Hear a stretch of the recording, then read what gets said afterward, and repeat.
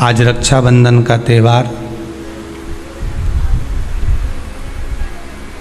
रक्षा सूत्र के रूप में बहन अपने भाई के हाथों में एक रक्षा सूत्र बांधकर भाई से एक प्रतिज्ञा लेती है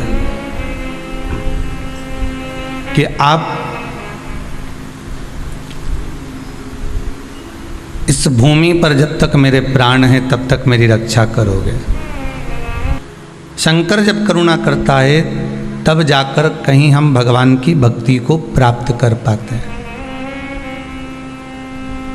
अभी तक जितनी कथाएं अपने श्रवण करी है, गणेश शिव महापुराण है, सती शिव पुराण है, पार्वती शिव पुराण है, नंदीश्वर शिव पुराण है, वासुकी नाग शिव महापुराण है,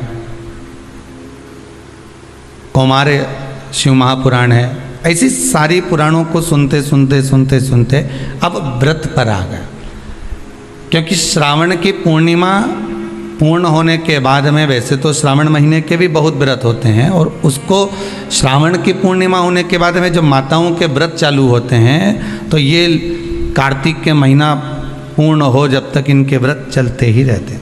पर कुछ कुछ व्रत ऐसे रहते हैं जैसे एकादशी का, प्रदोष का, सोमवार का, मंगलवार का, शनिवार का,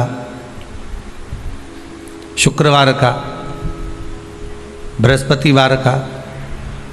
कुछ व्रत ऐसे होते हैं जिन व्रतों को माताएं निरंतर करती हैं। केवल ये नहीं कि तीज त्यौहार आएगा तभी, ये तीज के व्रत अलग होते हैं, हरतालिका तीज, छोटी तीज, बड़ी तीज, चतुर्थी, छठ, ये सारे व्रत अलग हो गए जो त्यौहार के अनुकूल आ रहे हैं, जो महीने के अनुकूल आ रहे हैं। पर भगवान की अविरल भक्ति को पाने के लिए मनुष्य जो दिन रात भगवान की भक्ति में डूबा रहता है, दिन रात भगवान को पाने का प्रयास करता रहता है, केवल व्रत के माध्यम से ही नहीं, वो तो अपनी भक्ति के माध्यम से भी भगवान शंकर को रिझाता है।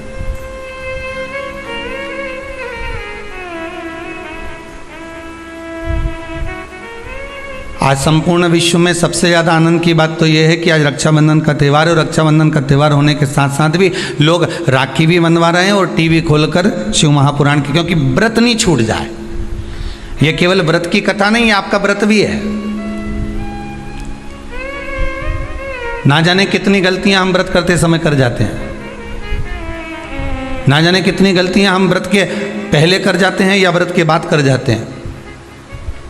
हम भगवान को रिझा नहीं पाते। कई लोग हैं, कितने सालों हो गए गुरुदेव हमको सोमवार का व्रत करते करते, कितने साल हो गए हमको मंगलवार करते करते, कितने साल हो गए हमको बृहस्पतिवार करते करते। कई ऐसी माताएं जो निरंतर व्रत कर रही हैं, निरंतर व्रत में डूबी हुई हैं, पर उसके बाद भी उनके मन में आता है कि हमारा व्रत सफल हुआ कि नहीं हुआ, भगवान ने उसको स्वीकार करा कि नहीं करा। पार्वती मैया जब व्रत करने बैठती थी तो शंकर उनके सामने आ जाते थे, सती मैया जब व्रत करने बैठती थी तो शंकर जी उनके सम्मुख में जाते थे, माँ गोरा जब व्रत करने बैठती थी तो महादेव उनके सामने आ जाते थे, उमा जब व्रत करने बैठती थी तो भगवान महेश उनके सामने आ जाते थे। तो व्रत जब माताओं ने करा तो उनके सामने भगवान प्रकट हो गए। तो हम व्रत करते हैं तो भगवान क्यों नहीं आता?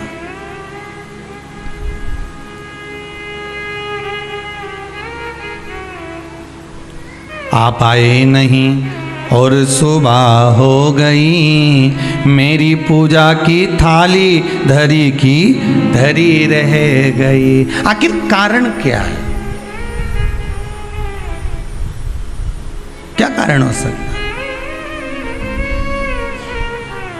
हम परमात्मा को इतना रिझा रहे हैं, हम परमात्मा को इतना मना रहे हैं, हम परमात्मा से इतनी विनती कर रहे हैं, निवेदन कर रहे हैं, उसके बाद भी अगर भगवान हमको ना मिले, उसके बाद भी भगवान हमारा ना सुने,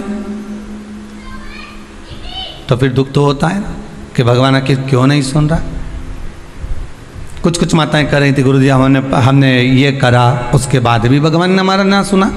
हो सकता है कि कुछ गलतियां हमारे भीतर की भी हो।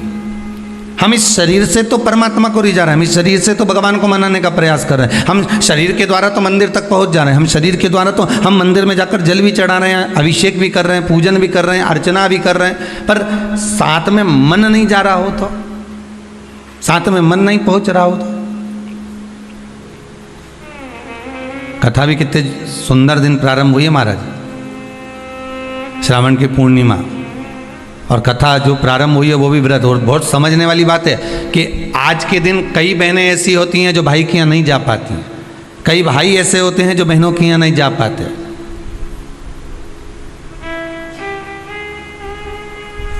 तो क्या इनका संबंध समाप्त हो जाएगा? अरे बोलो तो जम के नहीं। जितने लोग आस्था के सामने कथा सुन रहे हैं, बोलो जरा कि अगर बहन भाई के यहाँ नहीं जाएगी और भाई बहन के यहाँ नहीं जाएगा और उनका आपस में तिलक नहीं हुआ, रक्षा सूत्र नहीं बंधा उनका, तो क्या संबंध समाप्त हो जाएगा? नहीं।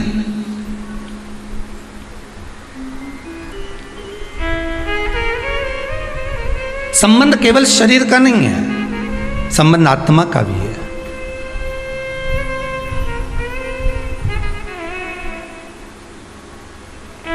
एक व्यक्ति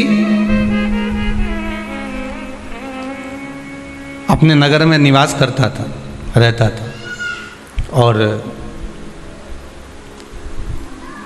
बड़ा सुंदर भाव से वह निवास करता था। अब एक समझने वाली बात है, देखिए, शरीर का पाप कर्म और मन का पाप कर्म दोनों को देखिएगा।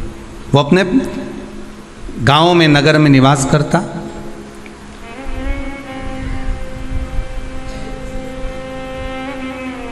उसने जिंदगी में कभी कोई चींटी नहीं मारी। उसने अपने जीवन में कभी किसी का मन नहीं दुखाया। उसने अपनी जिंदगी में कभी किसी का धन नहीं खाया। उसने अपने जीवन काल में कभी किसी से असत्य नहीं बोला। उसने संपूर्ण जीवन काल में ना असत्य बोला, ना झूठ बोला, ना कपट करा, ना बेईमानी करी, ना प्रपंच करा, ना छल करा, ना कुछ बेकार कर्म करा, कुछ भी नहीं करा। इसके बाद भी वो जब प्राणों को त्याग कर गया तो नरक भोगना पड़ा। दृष्टांत सागर का ये बड़ा सुंदर चरित्र है महाराज।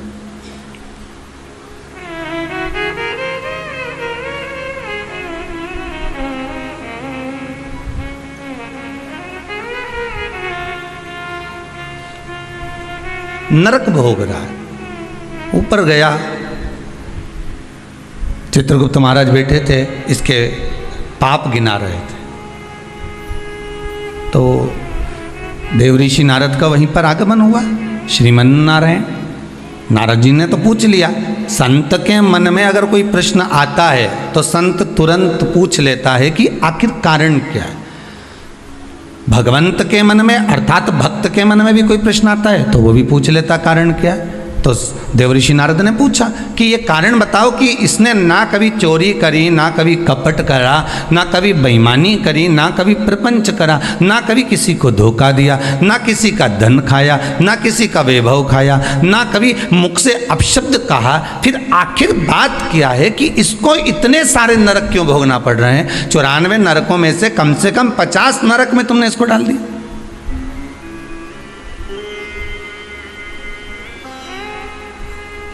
ये नरक में भेजने का कारण क्या है? भाई व्यक्ति गरुड़ पुराण के हिसाब से नरक कब भोगता है कि आपने अगर किसी के यहाँ चोरी कर लिया, आपने अगर किसी के यहाँ कपट कर लिया, किसी को मार दिया, किसी को अपशब्द कह दिया, ताने दे दिए, गालियाँ दे दी, और कहीं चोरी आदि कर्म कर लिया, कोई लूटपाट कर ली, किसी का धन खा गए, किसी का वैभव खा गए, किसी की सत्ता खा गए, किसी के रूप में किसी को दुख दिया, तकलीफ दी, तो आपको नरक भोगना पड़ेगा। ये गरुड़ पुराण कहती है।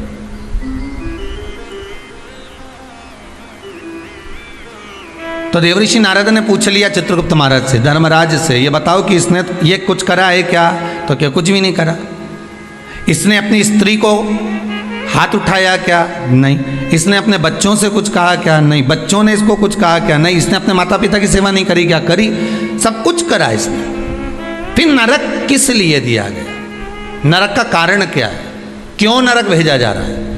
व्रत शिव महापुराण का सबसे पहला सूत्र आज आप अच्छे से समझ लेना तो आपको पूरी व्रत की महत्वता समझ में आ जाएगी कि हम व्रत करते हैं और भगवान सुनता क्यों नहीं है। बस इस सूत्र को पकड़ लीजिए। दृष्टांत सागर का ये चरित्र अगर आपके जीवन में बैठ गया तो बाकी की शिव पुराण पूरी आपको समझ में आ जाएगी कि व्रत की मूलता क्या है।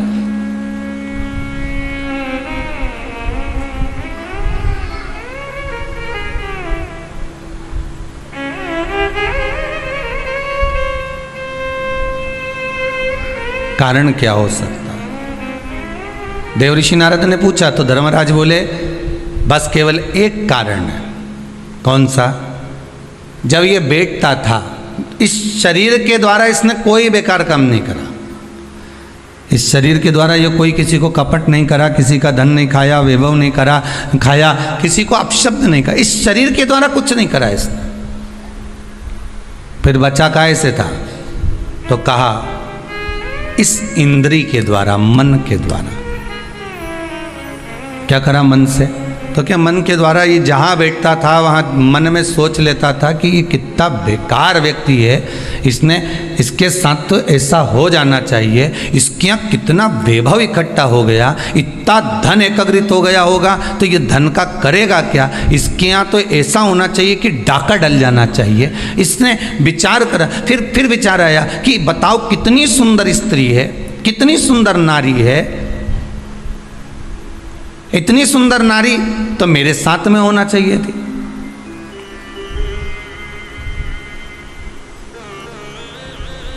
इसकी कितनी प्रॉपर्टी है, कितना वैभव है इसके पास में, कितना धन है इसके पास में।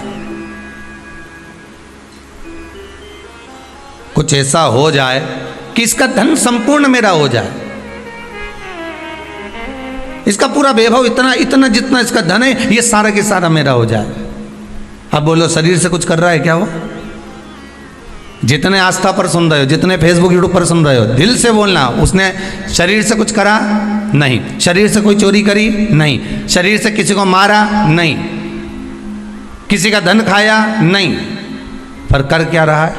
मन से उसके जो विकार उत्पन्न हो रहे हैं, मन से जो विचार उत्पन्न हो रहे हैं, मन से वो जो गलत सोच रहा है, मन से जो उसके विचार धारणा चल रही, मन चित्तवृत्ति से जो गलत विचार उसकी दृष्टि में आ रहा है, बस वो गलत उसको नरक की ओर ले जा रहा।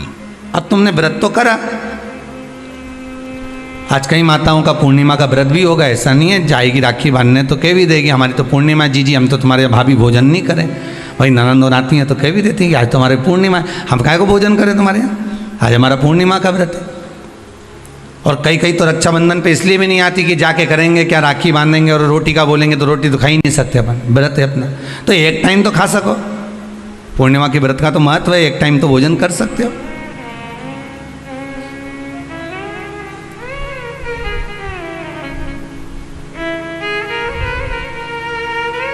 अब तुमने व्रत तो करा, खूब जोरदार व्रत करा, सुबह से लेकर शाम तक कुछ नहीं खाया,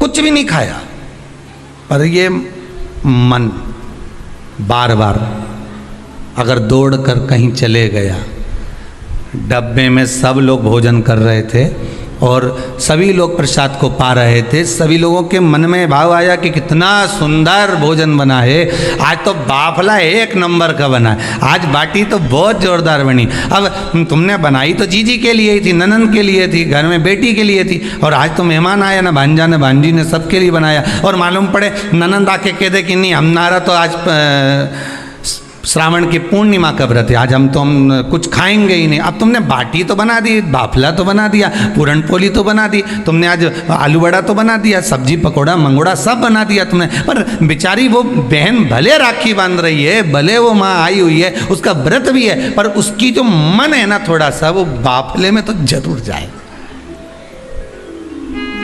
वो बाटी में तो अटकेगा थोड़ा ना। अब आई और माँ भी कह रही है, बार बार मम्मी कह रही है, बार बार माता जी कह रही है, अरे बेटा ले एक व्रत छोड़ दे, ले थोड़ा, या तू एक टाइम खा लेती यहीं, तो मन में भी सोच के बैठी, हाँ विचार तो है कि एक टाइम खाना तो है, तो घर जाके खाऊं कि यहीं खाऊं, अरे यहीं खा लूँगी मना नहीं है, पर बाफला पूरा ठंडा हो जाएगा ना शाम तक, तो अब चित्तवृत्ति में तो अटका। अब वो बाफला ने, बाटी ने, मंगोड़ा ने, आलू बड़ा ने सब अटका हुआ है, वो हृदय चित्त में राखी जरूर बांध रही है, पेड़ा भी खिला रही है, सब कुछ आरती भी उतार रही है, सब कुछ करे, पर चित्तवृत्ति तो वहीं अटकी है ना उसकी।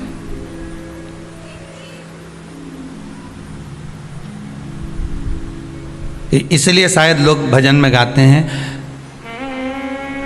इसलिए कहते होंगे कि श्री बांके बिहारी लाल गोपाल मन रखियो तेरे चरणन में, मन रखियो चरणन में तन रखियो श्री वृंदावन।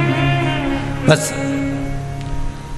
अर्थात शास्त्र कहता है कि इस मन को, इस चित्त को, इस वृत्ति को ले जाओ भगवान के चरणों की ओर, इस मन को ले जाओ भगवान की ओर।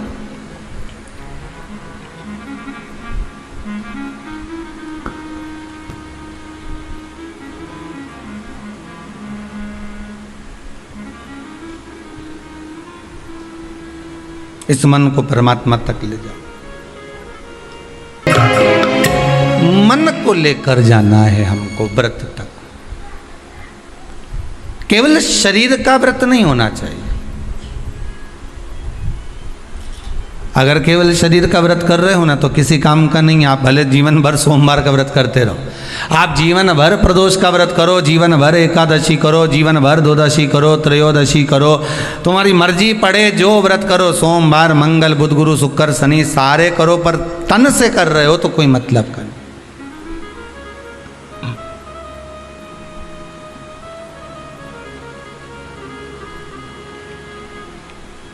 कई लोग ऐसे भारी भारी व्रत करते हैं, शरीर को कष्ट देते हैं। किसको कष्ट दे रहा है? शरीर को।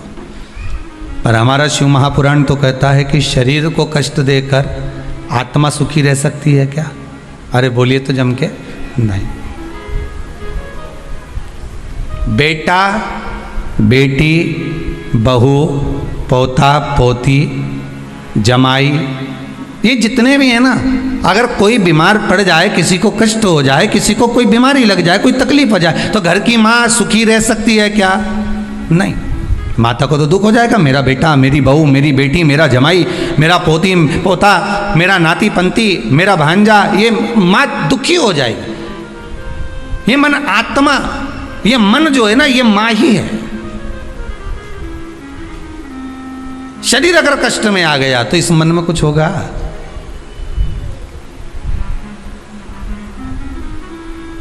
शिव पुराण कहती है बहुत अलमस्त रेखा। यहाँ तक आपको पहले भी कथा में कहा, वल्लभ कुल की एकादशी करो, भले बकरी जैसे चरो, पर एकादशी करो। बार बार क्यों कहते हैं इस बात के लिए कि आप ज़्यादा भूखे रहकर और बहुत शरीर को कष्ट देकर, मालूम पड़े शुगर और बीपी ऊंचा नीचा हो जाए और तुम हॉस्पिटल में पड़ी रहो, तो फिर उस व्रत का कोई मूल तत्व रहेगा क्या? नहीं। आत्मा का व्रत मूल है, मन का व्रत मूल है।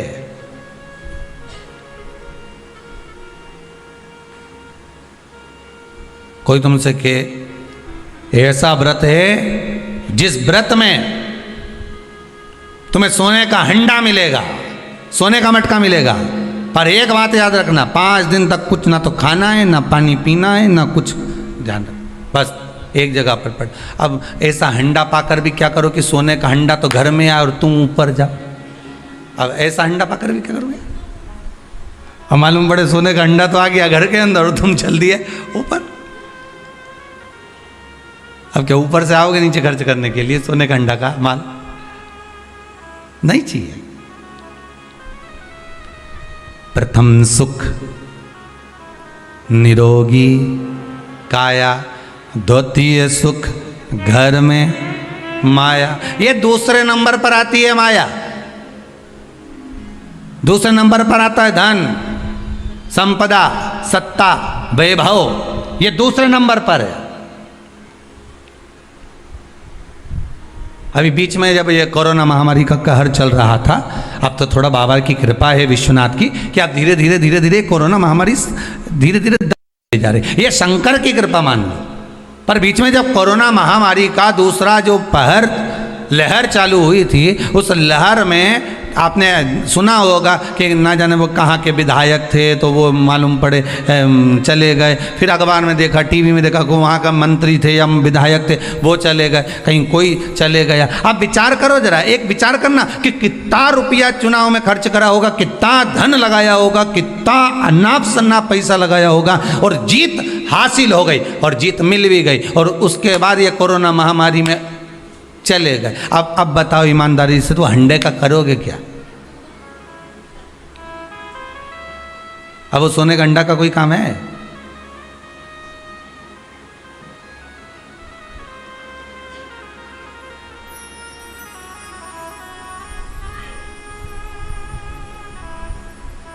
वो एक गीत है ना, वो पहले शादी में चलता था कि सारी की सारी तैयारी रह जाती, मानो उनका एहसान कि यमराज को ना कह दी।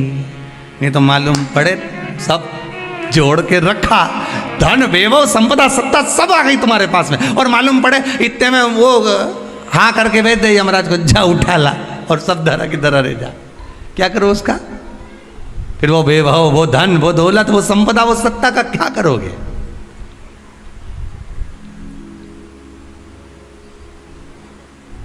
प्रथम सुखे निरोगी काया। आप अगर सुखी हो तो वो सबसे बड़ा हंडा है सोने का। स्वास्थ्य अच्छा है ना आपका? कोरोना महामारी के अंतर्गत बीमार होने के बाद भी, कोरोना महामारी आने के बाद भी, इतनी बड़ी बीमारी ने घेर लिया, हर तरह से आपको निचोड़ लिया, उसके बाद भी अगर भगवान की कृपा से, शंकर की करुणा से, कृपा से, मेरे विश्वनाथ, मेरे कुबेर भंडारी की दया से, मेरे महाकाल राजा मेरे विश्वनाथ की कृपा से मोहल्ले तक कोरोना आ गया, गली तक पहुंच गया, सोसाइटी तक पहुंच गया, बिल्डिंग में नीचे ऊपर तक पहुंच गया, और तुम्हें भी हो गया और तुम बच गए, उसके बाद भी बच गए। ना पलंग मिल रहे थे, ना दवाई मिल रही थी, ना इंजेक्शन मिल रहे थे, ना वेंटिलेटर मिल रहा था, ना ऑक्सीजन मिल रहा था, उसके बाद भी अगर तुम बच गए हो तो ये कोई दूसरा बचाने वाला नहीं, तुमने जो भजन किया था, कृपा उस भजन की हो गई, करुणा उस भजन की हो गई, दया उस भजन की हो गई, जो आप बच गए हो, ये उसकी कृपा से बचे, ये उसकी कृपा है। वो कहते हैं ना, मनुष्य कर्म करने में तो मनमानी कर सकता है, मनमानी आप कर्म करने में कर सकते हो, मैं तो ये करके रहूंगा, जाओ क्या कर लोगे, क्या बिगाड़ लोगे मेरा? आप अपना कर्म करने में तो मनमानी कर सकते हो, पर उस कर्म का भोग भोगने में मनमानी कर सकते हो क्या? नहीं, वो तो फिर जो लिख दिया है उसको तो भोगना पड़ेगा, जो कर्म का फल मिल रहा है उसको तो भोगना है, उसमें कोई मनमानी नहीं है भाई। आप यहाँ चॉइस ला सकते हो कि मेरे को ये खाना है, मेरे को ये पहनना है, मुझे ये करना है, पर ऊपर जाने के बाद कोई चॉइस चलेगी क्या? नहीं, मैं तो एसी का रूम में ही सोऊंगा, बेकुंठ में ही सोऊंगा, नहीं जाना मुझे नरक, मैं झगड़ा करके बता दे, जा लड़।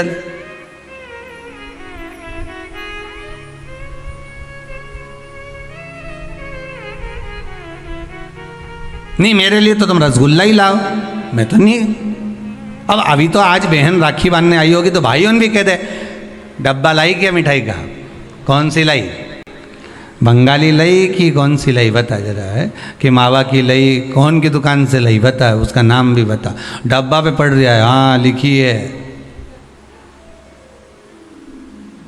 देख ली उसने। हो, अब फिर ये भी देख रहा है कि सोन पपड़ी लाई कि मावा की लाई, वो भी देखा, क्योंकि भाइयों भी बड़ा चतुर रहे, डब्बा देख के ही लिफाफा बनाए। सोन पपड़ी का अगर डब्बा लाई है तो 100 या 200 का, और अगर मावा की लाई है तो फिर 500 का, और अगर बंगाली लेके आई है तो 1000 का लिफाफा यूज दे दे, मतलब लिफाफा भी डब्बे से चले।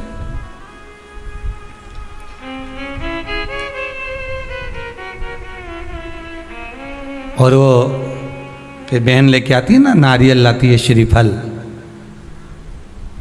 श्रीफल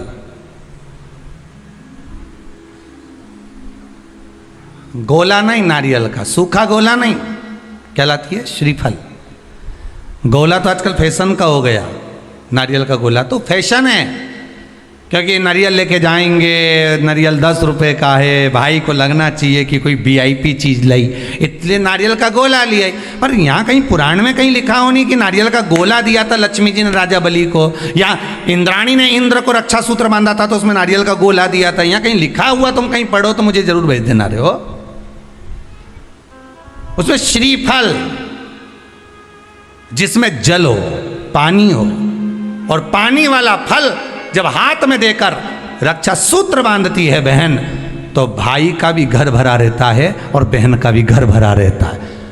भाई का भी घर भरा है और बहन का भी, जिसमें जल भरा हो, जिसमें पानी भरा हो, वो श्रीफल होना चाहिए। और गोला रखो, मना नहीं है। तुम्हारा मन कर गया कि गोला लेकर आई हूँ कि भाभी 2-4 दिन खा लेगी, छोरा छोरी खा रहे, टोरा टोरी खाएगा, हाँ तो रख दो, तुम मना नहीं है। तुम जो दो तो गोला बाद में दे दो, पर हाथ में जब रक्षा सूत्र बंधे, जब राखी बंधे, तो तुम्हारे हाथ में श्रीफल होना चाहिए, नारियल होना चाहिए।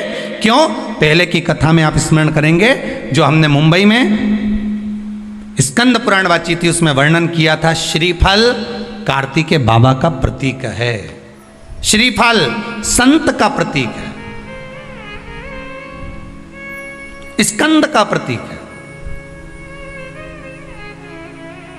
आप नारियल का गोला दो, 50 बार दो, 10-10, 20-20 गोले दे दो, 50-50 गोले दे दो, मना नहीं है, हैं 2-4-8 झोला भर के दे दो, हम वो भी मना नहीं करे, एक बोरा भर के दे दो, उसका मना नहीं। पर श्रीफल की मूलता है, यहाँ नारियल का जो श्रीफल है उसकी मूलता है। और कितनी सुंदर बात है, नारियल जो बहन भाई को देती है श्रीफल, हाथ भरा हुआ रखती है, भाई को बहन जब श्रीफल देती है तो भाई वही श्रीफल अपनी बहन को कुछ दक्षिणा अर्थात कुछ रुपया रखकर, कुछ भेंट रखकर, कुछ स्वरूप रखकर, जब बहन इतनी दूर से आई वही श्रीफल भाई फिर बहन को दे देता है, ये ले तू ले जा, तू रख ले। पर बहन उस श्रीफल को लेकर नहीं जाती है, बहन क्या कहती है, नहीं नहीं तुझे रखना पड़ेगा, तू रख। तो दो चीज में से जब श्रीफल भाई भेंट रख कर देता है अपनी बहन को, तो बहन श्रीफल वहीं भाई के घर छोड़ देती है, भेंट का कुछ भाग लेकर चल देती है। ये बहन का प्रभाव। रक्षा सूत्र को लोगों ने बिगाड़ दिया आज के ज़माने में, तो रक्षाबंधन का भी महत्व लोग नहीं जानते कि कैसे रक्षा सूत्र बनना चाहिए, कैसे रक्षाबंधन होना चाहिए, उसका भी विशेष महत्व होता है भाई, उसकी भी मूलता होती है। और एक बात कहूंगा आज रक्षाबंधन पर, आपको अच्छी लगे तो आप स्वीकार करना, ना लगे तो आप छोड़ देना। वैसे भी सीहोर वाला महाराज ताड़ी तड़ी बोले ही बोले है, उसमें क्या दिक्कत? तो बोलने में तो कोई पीछे हटूंगा नहीं। एक निवेदन आप सबसे करूंगा, आपको अच्छा लगे अपने जीवन में उतारिएगा, ना लगे कोई बात नहीं, छोड़ दीजिएगा, पर उतारना जरूर। बहन से प्रॉपर्टी के चक्कर में कितना भी झगड़ा चल रहा हो, बहन का भाई से एक मकान के चक्कर में कितना भी झगड़ा चल रहा हो, संपदा के चक्कर में कितना भी झगड़ा चल रहा हो, तो भी निवेदन करूंगा, बहन और भाई तुम खूब लड़ो प्रॉपर्टी और जमीन के लिए, पर रक्षाबंधन के दिन कम से कम एक दूसरे के नहीं भी जाओ तो फोन लगाकर जीजी और बहन भाई से, भाई बहन से एक बार तो बात कर लो, क्योंकि धन अपनी जगह रह जाएगा साहब, वहां धन नहीं जाने वाला, आपका व्यवहार जाने वाला है, आपका प्रेम जाने वाला। माना उसने कुछ भी करा हो, अदालत में केस लगा दिया हो, 25 केस चल रहे हो अदालत में, 50 बार तुम्हें पेशी पर जाना पड़ रहा हो, 50 बार झगड़े हो गए, 50 बार तलवार लेकर खड़े हो गए, डंडे लेकर खड़े हो गए, एक दूसरे को मारने को तैयार हो गए, पर निवेदन है, एक माता के गर्भ से तुम जन्मे हो, कम से कम उस माता के दूध का फर्ज अदा करो। और एक बार कितना भी झगड़ा हुआ हो, इस आस्था चैनल के माध्यम से आज रक्षाबंधन के दिन भले राखी बंधवाओ मत बंधवाओ, पर एक फोन लगाकर तो पूछ लो, जीजी कैसी है, कब आएगी बता, या बहन भाई को कह दे रे कैसा है, भूल गया क्या मुझे, भाई भी कह दे। लड़ाई की बात मत करना, आज के दिन बस प्रेम की बात करना कि कम से कम बहन का फोन तो आया। मेरा मन कहता है, मेरा दिल कहता है कि शायद दिवाली पर जितनी आतिशबाजी नहीं हुई होगी उतनी आतिशबाजी आपके दिल में होगी, कि जिससे केस चल रहा है वो फोन लगाकर पूछ रहा है कि भाई ने पूछा बहन से, बहन ने पूछा भाई से, कैसे हो, भाभी से बात कर लो, थोड़ा बच्चों से बात कर लो। माना अदालत में देखा जाएगा, लड़ाई झगड़े सब होंगे, सब कुछ होगा, कौरव और पांडवों की कथा तो देखो रे कितनी सुंदर है,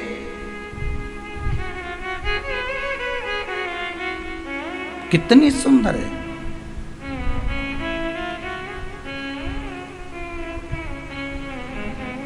पांडवों की बहन सुभद्रा राखी बांधने कौरवों को जाती है, कौरवों की बहन राखी बांधने के लिए पांडवों को जाती है। जरा विचार करिए,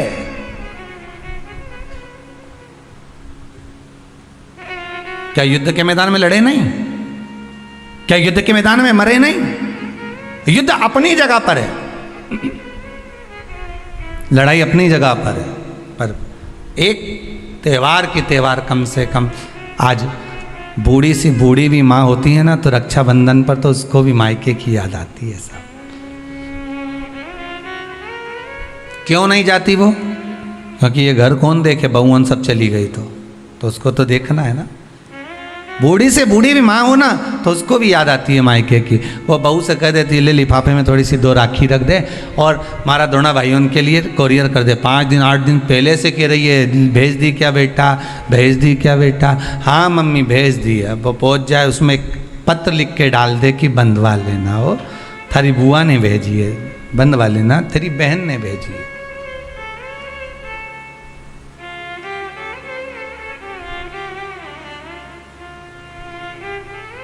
झगड़ा अपनी जगह पर चलने दो साहब, लड़ाई अपनी जगह पर चलने दो साहब,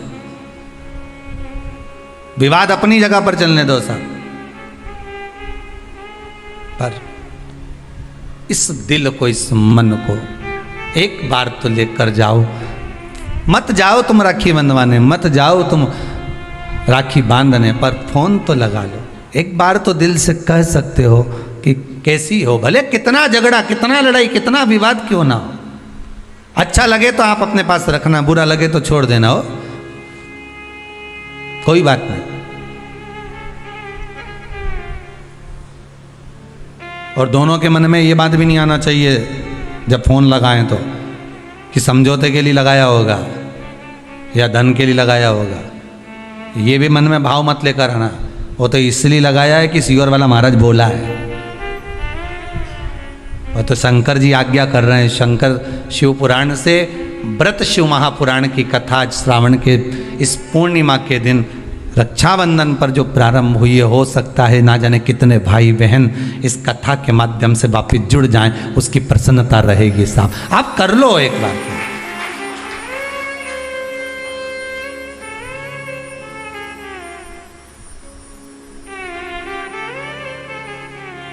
कर लो एक बार। और टालना मत ही, तुम तो अभी कथा चलते चलते में कर लो रे, कई दिक्कत नहीं, कथा अपनी चलती रहेगी। तुम तो एक बार फोन लगा के बोल दो जीजी कैसी है बस, और जीजी बोलते भाई कैसा, जिसके यहाँ झगड़ा हो प्रेम, बस एक बार फोन लगा के बस कथा होती रहेगी। ये तो चलेगी 2 बजे से 5 बजे तक, तुम इसकी चिंता मत करो। तुम तो लगा लो, आज अपन त्योहार ही मना ले आज अच्छा से, तुम तो लगाई।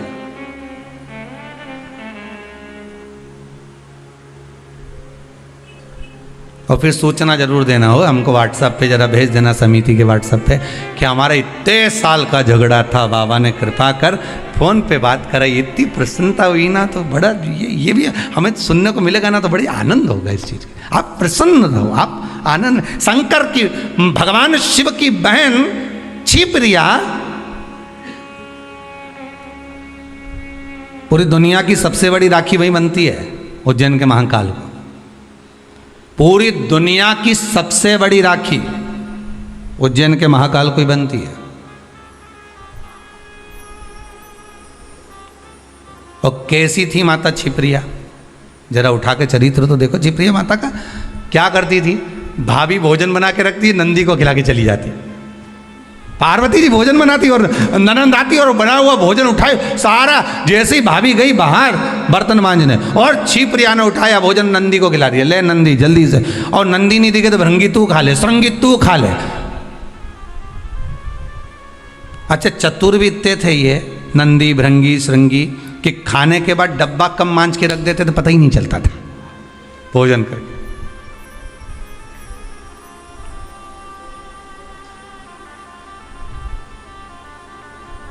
पर भाभी की कितनी बारंबार परीक्षा माता क्षिप्रिया ने ली। माता क्षिप्रिया ने कितनी बार क्षिप्रिया ने परीक्षा ली है, भगवान शिव की भी और साथ में भाभी की भी, पार्वती मैया की।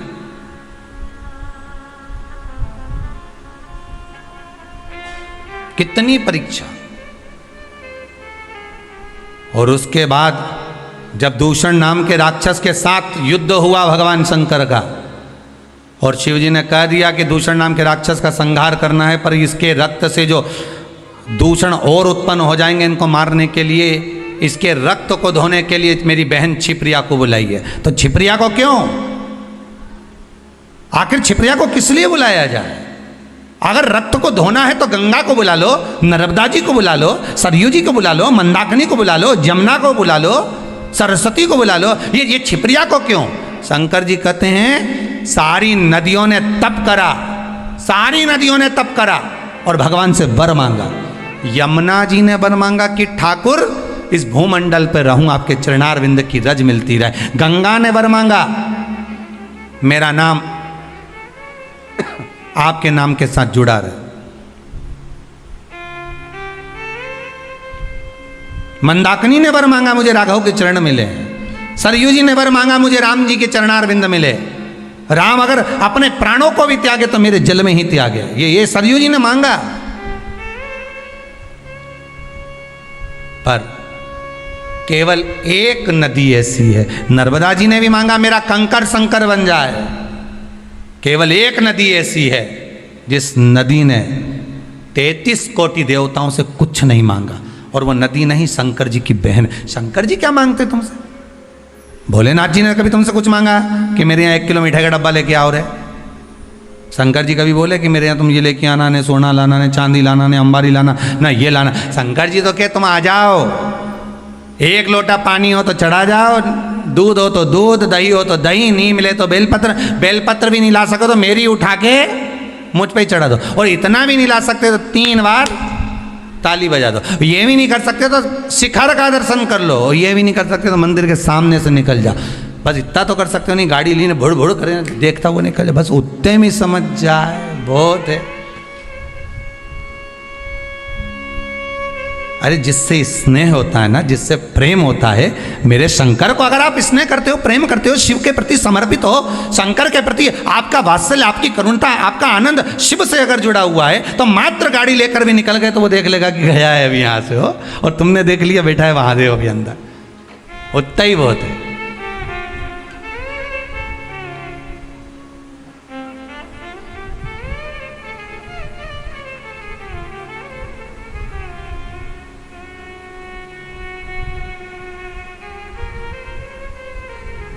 बहुत उत्तर उसमें मिल जाएगा। एक वो कथा कहती है ना कि नियम अगर धारण करा है तो कुछ ना कुछ तो मिला है। नियम अगर धारण करा है तो कुछ ना कुछ तो मिला है। एक कथा पढ़ने में आई थी कि एक व्यक्ति जो खेत जाया करता था, अपना काम किया करता था, एक बार किसी गुरुजी ने कह दिया कोई नियम ले ले, तो उसने कहा कौन सा नियम लूँ? अरे कुछ नियम ले ले या व्रत कर ले। तो क्या व्रत तो मेरे से बने नहीं, काम इतना खेत में रहे, कोई व्रत बने? तो एक व्रत ऐसा धारण कर ले कि नियम ले ले कोई ऐसा कि भगवान का दर्शन करूंगा, ये करूंगा, वो करूंगा, गंगा का स्नान करूंगा, कोई तो नियम ले। उसने कहा अच्छा एक नियम ले लूँ। तो क्या हाँ कौन सा? तो क्या मेरे पास में कुमार रहता, बिल्कुल घर लगा लगाए, उसका मुंडा देख लूँ सुबह सवेरे, बस एक बार दिन भर में 24 घंटे में एक बार देख लूँगा, नियम पूरा। हाँ ये नियम ले ले, पर उसके बाद ही तो भोजन करेगा। हाँ ठीक है, मैं कुमार का मुंह देखूंगा तब भोजन करूंगा। उसने नियम ले लिया, पास के पास तो रहता ही है, कर लेंगे। ऐसा नियम धारण करा, ऐसा करा, पत्नी के लिए रोटी खा लो, पति के अब भी आया, छत पे चढ़ा, कुमार का मुंह देखा, भोजन करा तुरंत। पत्नी के लो भोजन कर लो, रोज का नियम, वो चढ़े देखिए। अब आज 2 साल हो गए नियम बने, पत्नी के लिए भोजन कर लो, पति बोला अब भी आया, और ऊपर गया देखने तो कुमार ही गायब था। तो क्या आज कहाँ चले गए ये? तो इसके घर चले गया, घर जाके आवाज़ लगाया, जैसी आवाज़ लगाया तो वो तो दिखा ही नहीं, उसकी पत्नी निकल के आई। क्या हो गया? पति कहाँ है तुम्हारा? क्या वो तो मिट्टी लेने गए। तो मिट्टी तो वो इतने दिन की लेके आते थे हमेशा, और रोज तो दोपहर में जाते थे, आज इतनी जल्दी कैसे चले गए? पता नहीं कहाँ गए, पता नहीं। वो ढूंढता ढूंढता ढूंढता ढूंढता चले गए सीधे वन में, जहाँ पर वो मिट्टी खोद रहा था, और कुमार जहाँ मिट्टी निकाल रहा था ये वहीं पहुँचा। जैसे कुमार ने फिर मिट्टी को खोदा, उसके अंदर से एक सोने का हंडा निकला। हंडा जैसे ही निकला कुमार खुश हो गया, ये गया, और जाते से ही इसने इसका मुंह देखा कुम्हार का। देखते से इसको तो इतनी भूख लग रही थी, ने जम के चिल्लाया देख लिया, और जो बोला देख लिया, और भागते भागते गया। कुमार ने सोचा हंडा देख लिया, अब कुमार वो अंडे को छुपा के कपड़े में इसके हाथ दौड़ दौड़ कर जाए, अरे रुक तो जा, अरे रुक तो जा, मैं दे रहा हूँ, रुक तो जा। वो के देख लिया और के दे रहा हूँ, रुक तो जा करते करते कुमार के यहाँ से दौड़ दौड़ता कुमार इसके पीछे, और ये अपने घर में गया, पत्नी से कहा जल्दी रोटी दे, और ये जीमने के लिए बैठा। कुमार आया, भाई देख आधा तू रख ले, आधा मैं रख लूँ, पर किसी से मत कहना। इसने कहा क्या आधा आधा करना, ये मेरे को जो सोने का अंडा मिला ना, तूने तो क्या देख लिया, आधा सोना इसको मिल गया, आधा उसको मिल गया। वो व्यक्ति खेत पर जो काम करने वाला था वो गुरुजी के पास गया, गुरुदेव आपने कहा था एक नियम बना लो, अगर वो नियम भी अगर तुमने बना लिया तो भगवान कहीं से भी दे देता है, देता जरूर है, पर नियम तो बनाओ, कोई एक नियम तो धारण करो। एक नियम बनाओगे ना तो भगवान दे देगा, पक्का है, पर बनाओ तो।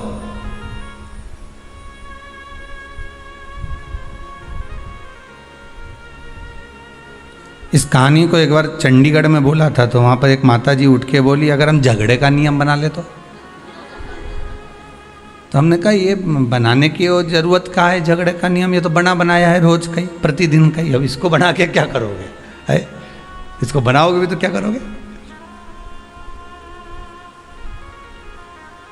नियम बना लिया है, व्रत उपवास।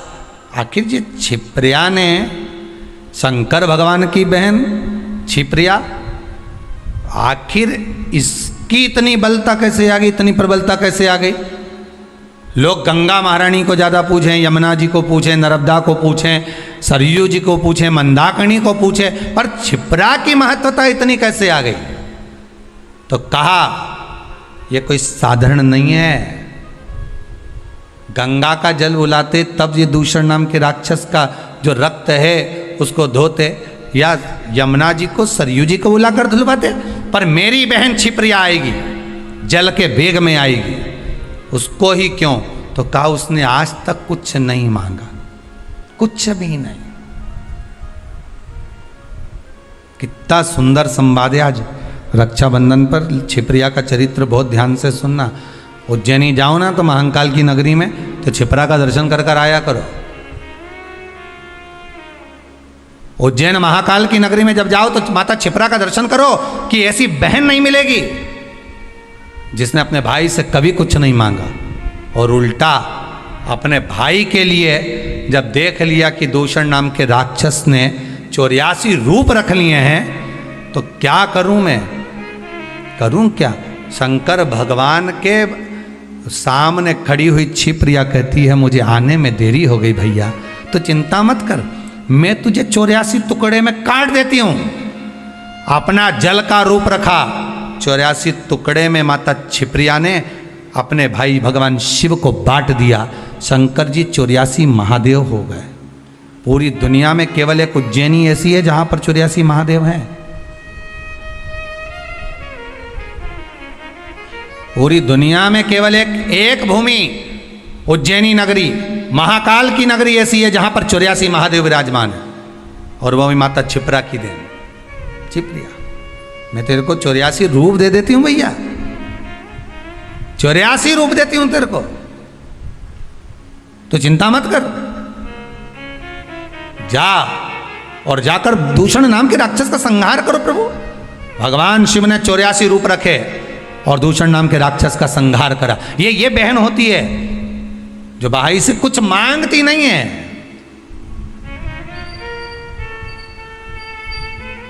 कुछ नहीं चाहिए।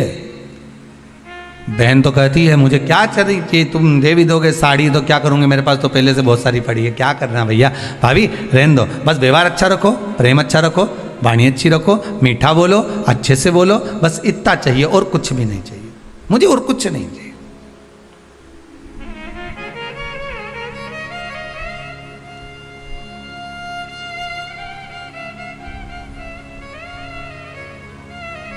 बहुत निवेदन है, बहुत निवेदन।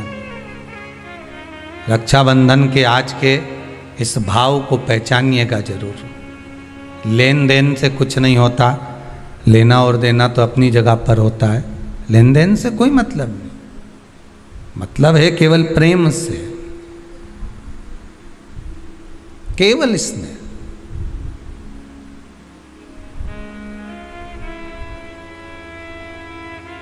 भाई को लगे बहन इतनी पैसे वाली है, पति इतना कमा रहा है और भतीजों के लिए जरा सा सामान नहीं लाई, थोड़ा सा सामान लेकर आ जाना था अपने भतीजा भतीजी के लिए। तो भाइयों से निवेदन है, बहन से ये आशा मत रखो कि भतीजों के लिए कुछ लेकर आए, आशा ये रखो कि बहन हमारे दरवाजे पर आ जाए। पहले भी कहा, आज फिर कहते हैं, गाय बेटी, बहन बेटियां, गौ माता और संत ब्राह्मण। संत ब्राह्मण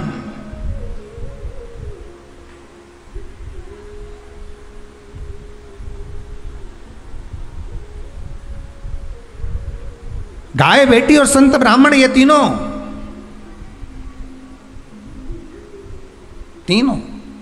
ये तीनों का बड़ा बड़ा महत्व। और ये तीनों राखी से जुड़े हुए हैं, तीनों रक्षाबंधन से जुड़े हुए महाराज जी। आज के दिन बहन तो भाई को राखी बांधती है, अपनी जगह पर है, पर आपने कथा में सुना होगा इंद्राणी ने भी इंद्र को रक्षा सूत्र बांधा था गुरुदेव के कहने पर कि ये रक्षा सूत्र बांध कर भेजिए इंद्र को। तो इंद्राणी कहती है मैं धर्म पत्नी हूं उनकी। तो क्या हुआ, आप रक्षा सूत्र बांधिए। अगर धर्म पत्नी रक्षा सूत्र नहीं बांध सकती तो यहां शास्त्र कहता है इंद्राणी ने इंद्र को युद्ध में विजय होने के लिए दिया था, रक्षा सूत्र बांधा था। स्वयं गुरु खड़े हुए।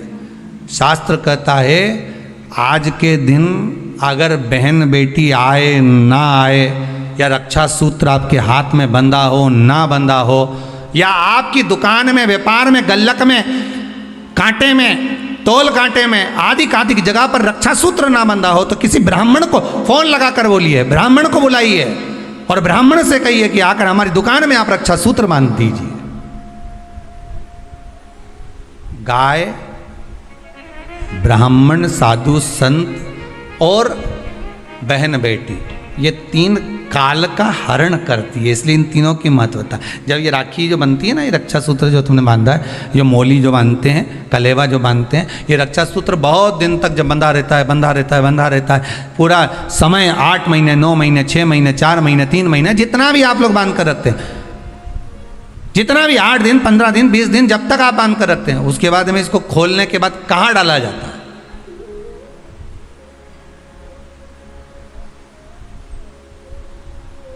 कहाँ दिया जाता है इसको?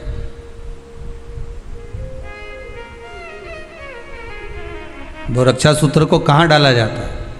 तो कहते हैं जिस स्थान पर गाय को बांधा जाता है, जिस स्थान पर गाय को बांधा जाता है, उस स्थान पर इस रक्षा सूत्र को ले जाकर एक और किसी भी खूंटे से गाय के, या गाय का जो ग्वाड़ा होता है, गाय जहाँ बंधती है उस स्थान पर कोई कील लगी हो, कोई खूंटा लगा हो, उससे इस रक्षा सूत्र को खोलकर बाद में बांध दिया जाता, वहां रख दिया जाता। क्यों, किस लिए रखते हैं, क्यों जोड़ा गया इसको?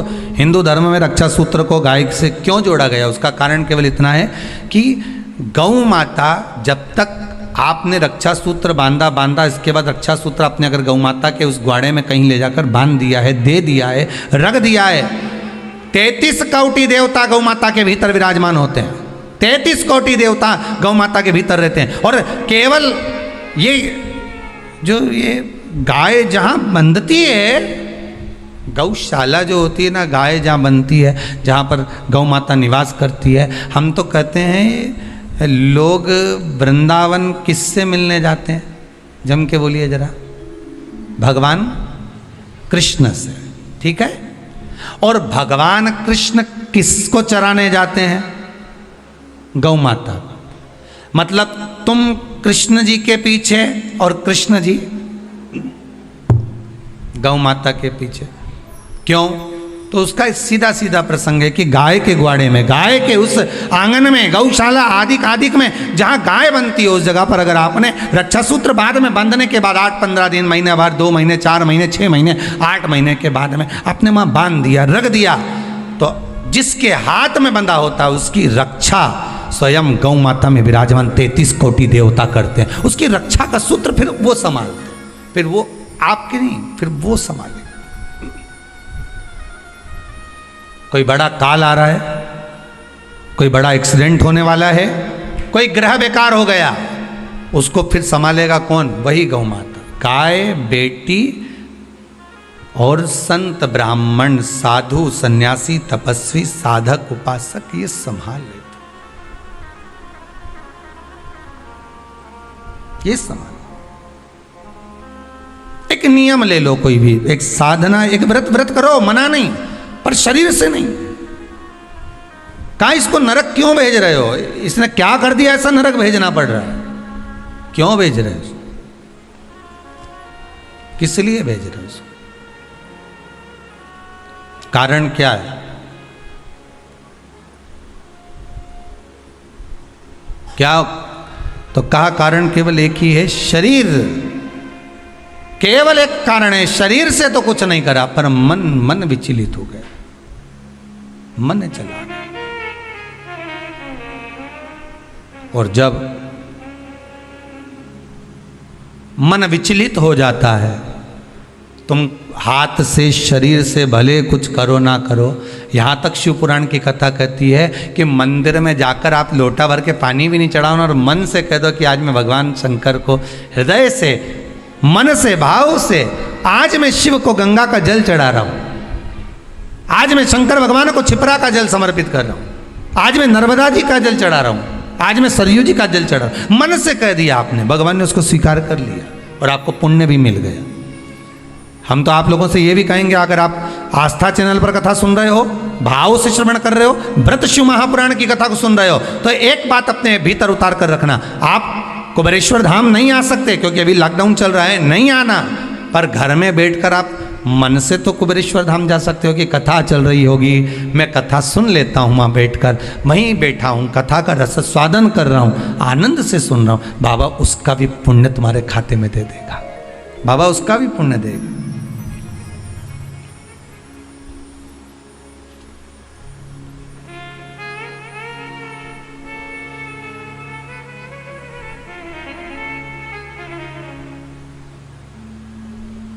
बस हृदय से जपो, हर हर महादेव। ये जीवन को संवारने का एक तरीका है, एक सुख है। शरीर नहीं ले जाना है। उपवास में, व्रत में हमें शरीर नहीं ले जाना है। उपवास में, व्रत में हमें क्या ले जाना है? मन। इस मन को ले जाओ तुम, तब साधना।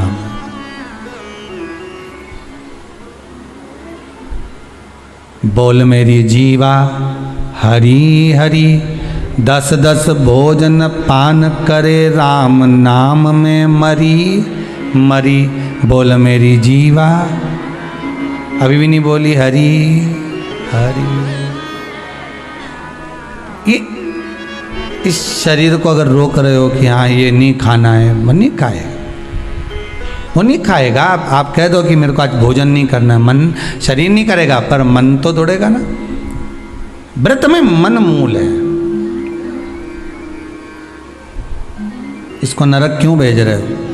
देव ऋषि नारद ने पूछा कि नरक भेजने का कारण क्या? ना तो इसने पाप करा, ना छल करा, ना बेईमानी करी, ना कपट करा, ना कोई चीज चुराई, ना किसी का धन खाया, ना वैभव खाया, फिर नरक क्यों? तो कहा नरक इसलिए भेजा जा रहा है कि मन से गलत सोच रहा था। बहुत सुंदर बात है भाई, आपसे भी कहेंगे, अच्छा लगे ठीक है, वो आपकी मर्जी, पर मन से भी पाप मत करो।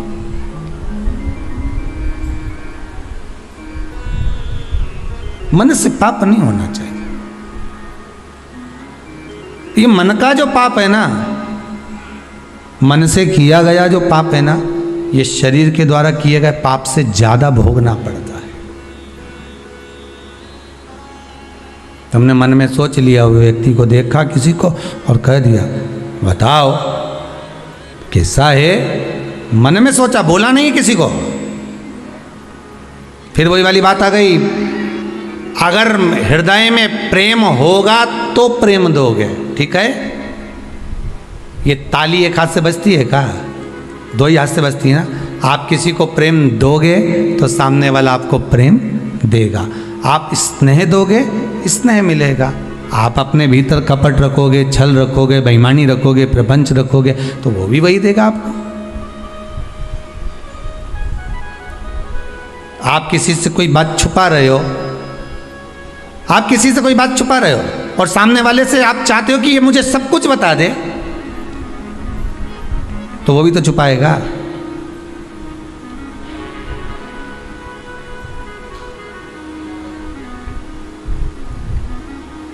ये कितने सारे सीसीटीवी कैमरे लगने लगे, लगते हैं कि नहीं लगते, दुकानों में,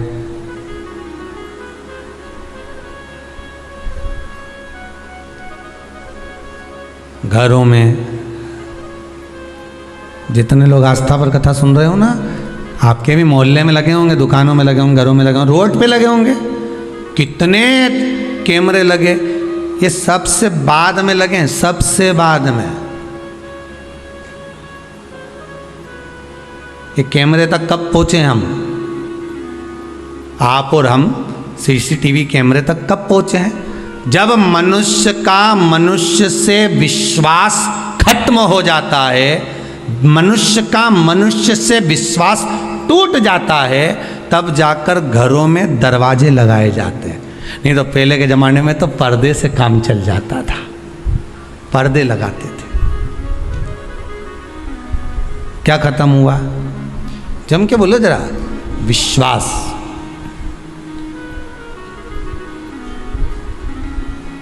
जब मनुष्य का मनुष्य से विश्वास कम होता है, तब दरवाजे लगते हैं, तब दरवाजे लगाए जाते हैं। और जब उस विश्वास पर घात होने लगती है, जब विश्वास को तोड़ा जाता है, तब ताले लगाए जाते हैं। देखते जाओ क्या क्या बदला है। विश्वास मनुष्य का मनुष्य से कम हुआ तो दरवाजे लगे, और विश्वास पर घात हुआ तो ताले लगे, ठीक है। विश्वास का जब घात हुआ तब ताले लगे, और जब विश्वास पूरा ही मर गया तब सीसीटीवी कैमरे लगे, तब लगाए गए चौकीदारी के लिए, देखने के लिए।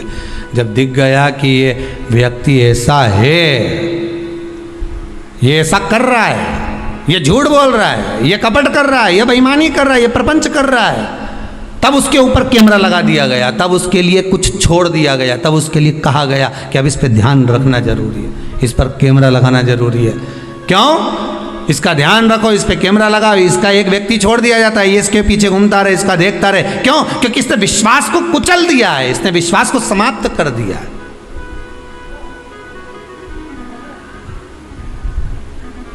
विश्वास मनुष्य का मनुष्य पर कम हुआ तो दरवाजे हुए, घात हुई तो ताले लगे, और जब विश्वास पूरा ही कुचल गया तब जाकर कैमरे लगे। ये कोई ऐसे ही नहीं लगा दिए गए कैमरे। कैमरे लगाने में तुम समझना, कोई होंगे ऐसे जो आपस में विश्वास तोड़ दिए होंगे, तब तो किसी ने तुम्हारे ऊपर निगाह रखी, तब तो तुम्हारे ऊपर चौकीदारी लगी, तब तो किसी ने किसी व्यक्ति को तुम्हारे लिए छोड़ा होगा कि भाई इसने विश्वास को कुचल दिया, झूठ पर, कपट पर, छल पर, बेईमानी पर, झूठ पर विश्वास को कुचला है, इसलिए कैमरा लगा, इसलिए किसी को छोड़ दिया गया कि अब ध्यान रखो। विश्वास कुचला गया। और निवेदन है, फिर कहूंगा, इस व्यासपीठ से निवेदन कर सकता हूं कि विष दे दो किसी को चलेगा, पर विश्वासघात मत करिए, किसी के साथ विश्वासघात, झूठ ना बोलिए, असत्य ना बोलिए। यहाँ तो शिव महापुराण की कथा कहती है सत्यम शिवम सुंदरम। आपको अच्छा लगे भोजन, पेट भर कर पाइए, बहुत प्रेम से पाइए,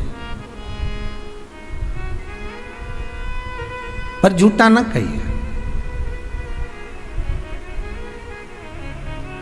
असत्यता का व्यवहार श्रेष्ठ नहीं होता शंकर के।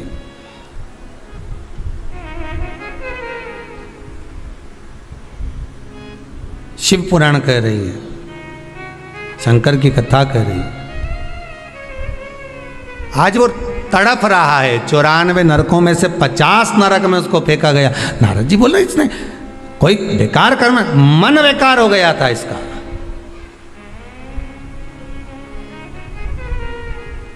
जब व्यक्ति का मन बेकार होता है तभी वो गलत कर्म कर पाता।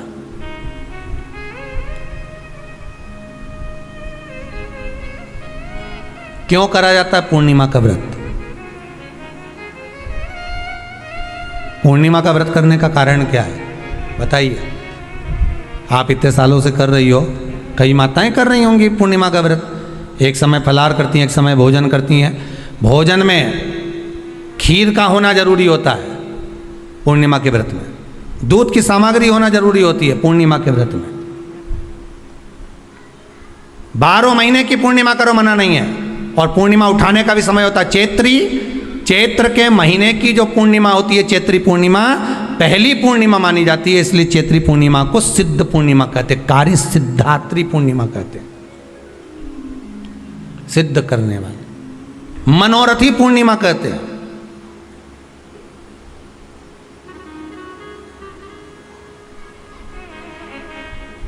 मनोरथी पूर्णिमा। इसलिए पूर्णिमा का व्रत कहाँ से उठाया जाता है? चैत्र के महीने की पूर्णिमा से पूर्णिमा का व्रत उठाया जाता है कि मैं महीने की पूर्णिमा करूंगी तो वो चैत्र पूर्णिमा से उसको उठा लिया जाता है। पर उसका एक नियम रहता है, आप फलाहार करें अपनी जगह पर है, पर एक समय भोजन कर रहे हैं वो अपनी जगह पर, भोजन के साथ में मीठे के साथ थोड़ा दूध की सामग्री होना जरूरी होती है। और क्यों करते हैं पूर्णिमा का व्रत, किस लिए किया जाता है, क्यों करा जाता है, उसका व्याख्यान वर्णन शिव महापुराण के अंतर्गत स्कंद पुराण में लिखा गया। स्कंद पुराण में वर्णन किया है श्री वेद व्यास जी महाराज ने। कहा ये पूर्णिमा का व्रत इसलिए किया जाता है कि व्यक्ति का जब मन गलत भ्रम में जाने लगता है, मन जब गलत जगह पर जाने लगता है, तो ये मन को गलत जगह पर ले जाने वाला कौन होता है? तो कहा ये चंद्र होता है। व्यक्ति की राशि के अंतर्गत, व्यक्ति की पत्रिका के अंतर्गत, व्यक्ति की ग्रह दशा के अंतर्गत जब चंद्र बेकार चलता है तो व्यक्ति अच्छा करते करते भी बेकार करने लग जाता है। चंद्र डोल रहा है। कई माताएं कहती हैं गुरुजी हमारे बेटे को आशीर्वाद दीजिए, बहुत गलत संगत में जा रहा है। मतलब समझ जाना कि चंद्र गड़बड़ जा रहा है। बेटी अगर गलत मार्ग पर जा रही है, बेटी अगर गलत संगत में जा रही है, किसी अन्य व्यक्ति की ओर आकर्षित हो, चंद्र गड़बड़ हो रहा है, उसका चंद्र कहीं जा रहा है। कोई पुरुष, कोई लड़का कोई गलत मार्ग पर जा रहा है, चंद्र गड़बड़ हो रहा है। घर में जो क्लेश उत्पन्न होता है, घर में जो विवाद उत्पन्न होता है, उस विवाद को रोकने के लिए केवल चंद्र की ही, इसलिए तो पूर्णिमा घर की नारियां हमारे हिंदू धर्म में यहाँ तक स्कंद पुराण में कह दिया कि प्रत्येक पूर्ण, आप लोग कभी आप लोगों ने सत्यनारायण जी की कथा करवाई है? जितने लोग आस्था चैनल पर कथा सुन रहे हैं, जितने लोग फेसबुक यूट्यूब पर कथा सुन रहे हैं, यूट्यूब पर कथा का श्रवण कर रहे हैं, उनने कभी सत्यनारायण की कथा करवाई होगी। तो उसमें लिखा है हर कार्तिक, हर पूर्णिमा को, हर संक्रांति को ब्राह्मण सत्यनारायण भगवान की कथा या राजा या वैश्य कथा को कराता था या बढ़िया कथा कराता। सुनी कि नहीं सुनी ये बात? सत्यनारायण भगवान की कथा में लिखा है, स्कंद पुराण के अंतर्गत जो सत्यनारायण भगवान की कथा का स्मरण किया उसमें लिखा है प्रत्येक संक्रांति पूर्णिमा को सत्यनारायण की कथा करवाने लगा और ये योनि को प्राप्त हुआ, इस योनि से छूटा, इस योनि में गया, लिखा है, सब कुछ लिखा है। अब उत्ते से समझ जाओ कि पूर्णिमा को सत्यनारायण की कथा करने का बोला है, तो पूर्णिमा को सत्यनारायण की कथा का क्यों बोला? वैसे तो रोज कराओ सत्यनारायण जी की कथा, प्रतिदिन कराओ, मना नहीं है। आप क्या कोई विशेष फंक्शन है आप सत्यनारायण जी की कथा करवा, पर पूर्णिमा संक्रांति को और संक्रांति को पूर्णिमा को सत्यनारायण की कथा का स्मरण क्यों करवाया गया? क्योंकि पूर्णिमा के दिन अगर ये भगवान का व्रत रख लेगी, पूर्णिमा के दिन अगर ये खीर का प्रसाद बना लेगी, थोड़ा सा दूध की कोई सामग्री बना लेगी और भगवान को भोग लगा देगी, भले सत्यनारायण भगवान के भाव से बनाए, भले सत्यनारायण जी के निमित्तार्थ बना, पर अगर इसने सत्यनारायण भगवान के निमित्त से बना, पर पूर्णिमा के दिन अगर ये व्रत रखेगी, उपास रखेगी या कोई सामग्री बनाकर भगवान की पूजन कर लेगी, तो इसके घर में जो अशांति है वो शांति में बदल जाएगी। इसलिए कई घरों में आज भी सत्यनारायण भगवान की पूजन हर पूर्णिमा को करती है। माता किताब लेके बैठ जाती है, तुरंत उन्हें ऑफिस जाना, कहीं काम पे जाना, और तुरंत उसने जल्दी जल्दी कलश रखा, कलश नहीं भी रखे तो भगवान की पूजन कर कुरा के ब्राह्मण देवता को बुला लेगी, ब्राह्मण नहीं आएंगे तो खुद कर लेगी, पर करती जरूर है। इतना सा आटा सेक लेगी, पंजेरी बनाई, सीरा बनाई, मिठाई रख दो, कुछ भी करेगी पर सत्यनारायण की कथा कर लेगी, उसका मन लग गया उसमें। मतलब पूर्णिमा को करना है, उसको करने से क्या होता है? शांति रहती है, शीतलता रहती है। जिसके घर में हर महीने की पूर्णिमा को खीर बनती हो, ध्यान दीजिएगा, बहुत सुंदर संवाद चल रहा है, बहुत ध्यान देने वाली बात है।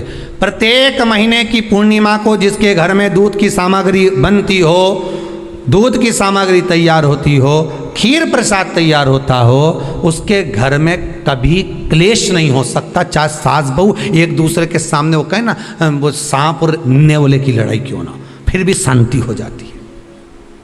पर प्रत्येक महीने की पूर्णिमा होना चाहिए। ये नहीं कि तुमने एक महीने की पूर्णिमा पे बना लिया और दूसरे महीने की पूर्णिमा को गायब कर दिया। फिर किसी ने कह दिया आज चूरमा तो बन रहा है, दाल बाटी तो बन रही है चूरमे के साथ में, लड्डू बन रहे हैं, तो काय को खीर बना रही हो? तो तुमने अब वो खीर प्रसाद। जैसे प्रदोष व्रत का जो उद्यापन होता है, प्रदोष के व्रत का जो उद्यापन होता है, उसमें सबसे मूल क्या है प्रदोष व्रत के उद्यापन में? कि दो चीज़ें मूल है प्रदोष व्रत के उद्यापन में, कि आप प्रदोष का व्रत करो तो या तो 11 करो प्रदोष तब उद्यापन करो, या 26 प्रदोष करो तब उद्यापन करो, या उससे ज़्यादा कर लिए तब उद्यापन। तुम्हारा मन हो जब उद्यापन करो। पर उद्यापन की मूलता में दो चीज़ें, कि प्रदोष के दिन के एक दिन पहले गणेश जी की पूजन हो जाना चाहिए। उद्यापन की जो पूजन होती है वो पहले गणेश जी की पूजन एक दिन पहले हो प्रदोष के, और प्रदोष वाले दिन फिर हवन यज्ञ पूजन करा। और हवन में क्या चीज जरूरी है? खीर बनाकर 108 बार शंकर जी की नाम की पार्वती के साथ की आहुति देना जरूरी है। खीर की महत्वता है।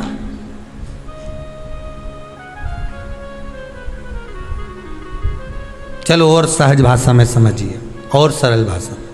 जिस समय पर भगवान औघड़दानी मेरा त्रिकालदर्शी मेरा कैलाशी शंभू का आवाहन चंद्रदेव ने करा, कब? जब ससुर ने श्राप दे दिया कि काया का रोग होगा, काया छिन्न होने लगी, टपक टपक कर गिरने लगी, काया नीचे गिर रही, चंद्र रोने लगे, आंखों से अश्रु बह रहा है, आंखों से आंसू बह रहा। किसके पास जाऊं मैं? तब देवऋषि नारद का स्मरण किया। देवऋषि नारद, नारायण श्रीमन नारायण, नारायण श्रीमन नारायण। देवऋषि नारद का स्मरण कर। देवऋषि नारद को याद किया चंद्रदेव ने कि मेरी काया छिन्न हो गई। नारद जी आए, आकर उपदेश दिया देवऋषि नारद ने, क्यों ना आप शिव की आराधना कर लो।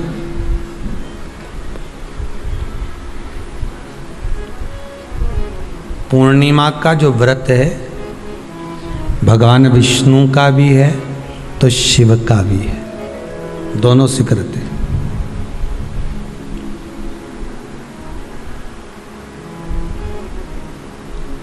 दोनों स्वीकृत है। जिसका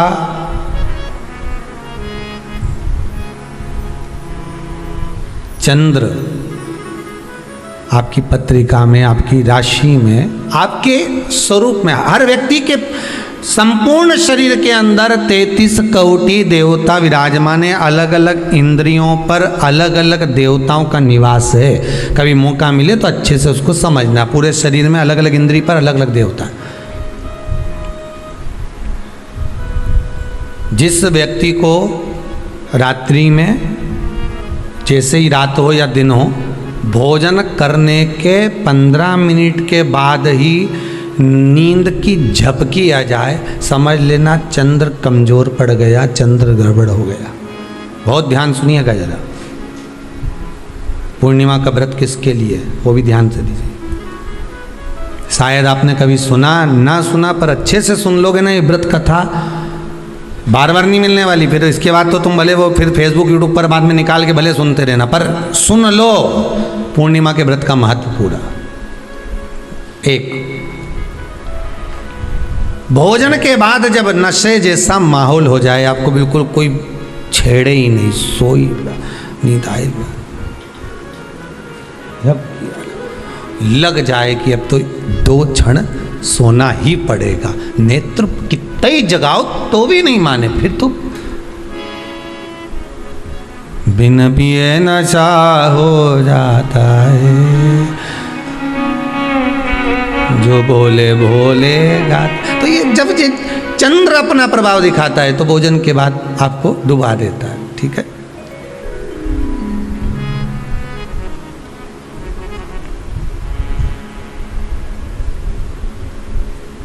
एक बहुत सरल भाषा में कहेंगे, आपको थोड़ा समझना पड़ेगा कि कहीं कहीं आपने सुना होगा कि 14 और पूर्णिमा पे कहीं गया होगा इसलिए ऐसा हो गया। बोले सुना है कि नहीं सुना? 14 पूर्णिमा पे कहीं गया होगा या 14 पूर्णिमा पे कहीं गई होगी तो ऐसा हो गया। क्यों कहते हैं, उसका कारण क्या है?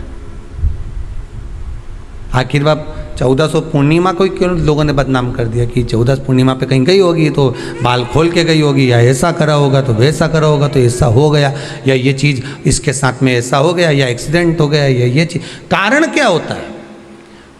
क्यों पूर्णिमा और अमावस्या के समय पर ही ज़्यादा एक्सीडेंट के योग बनते हैं? क्यों पूर्णिमा अमावस्या के अंतर्गत ही ज़्यादा कष्ट के योग बनते हैं, बीमारी को पनपने के? कारण क्या होता है? उसका क्रम क्या है? कारण क्या है? उसका एक कारण है आपके चंद्र की महत्वता घट जाना। जब चंद्र की महत्वता घटती है तब जाकर शरीर में कहीं ना कहीं रोग की मात्रा बढ़ जाती। रोग अपना प्रभाव चंद्र के कारण दिखाना प्रारंभ, पर मन में बेचैनी नहीं हो, बेचैनी रहे, नींद नहीं आ रही है, कुछ मन में ऐसा लग रहा है कि कुछ होने वाला है, मन में स्थिरता नहीं आ रही, समझ लेना कि चंद्र गड़बड़ हो गया है। अब इस चंद्र को साधना है तो शिव तत्व में जाना पड़ेगा। फिर कुछ मत करिए, पूर्णिमा का व्रत चालू कर दीजिए। क्या करना है? केवल पूर्णिमा का व्रत चालू कर दो। और कितना प्रभाव है पूर्णिमा के व्रत का?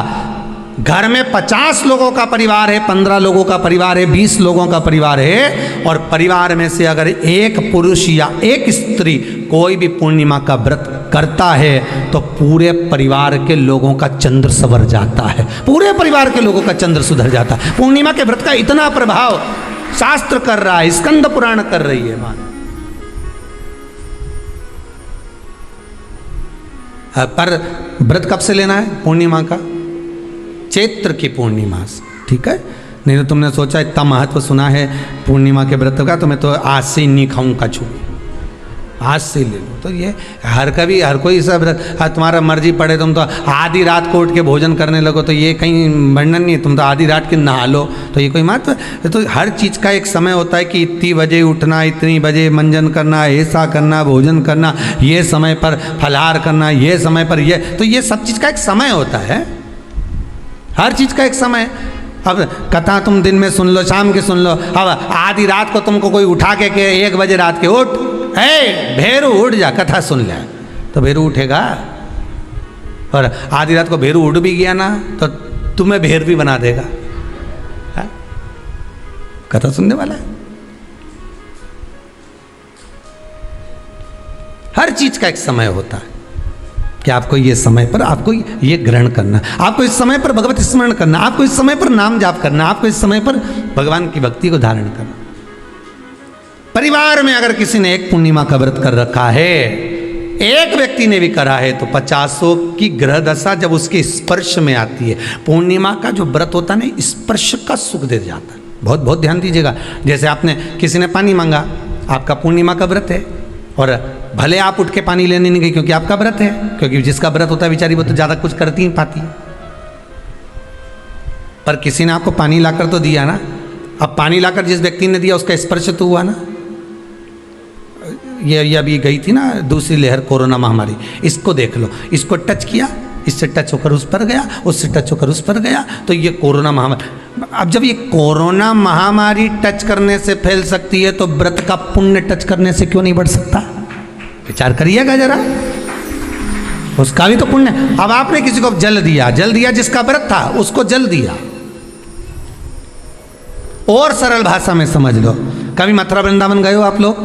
अगर मथुरा वृंदावन गए होगे, उज्जैनी गए होगे, काशी गए होगे, कहीं तीर्थ में गए होगे, या कभी कुबेरेश्वर धाम कभी आप लोग आएंगे जाएंगे, कभी आपको ज्ञात होगा, तो कभी आप लोग दर्शन करेंगे कि जब भोजन प्रसाद होता है तो लोग उसको बांटने के लिए देते हैं कि कोई आया है तो उसको कुछ प्रसाद मिल जाए, भंडारे की प्रसादी मिल जाए। तो भंडारे की प्रसादी जब वो खाता है उसका स्पर्श होता है, स्पर्श होता है तो जिसने भोजन किया उसका पुण्य जो दे रहा होता है उसके खाते में चले जाता है।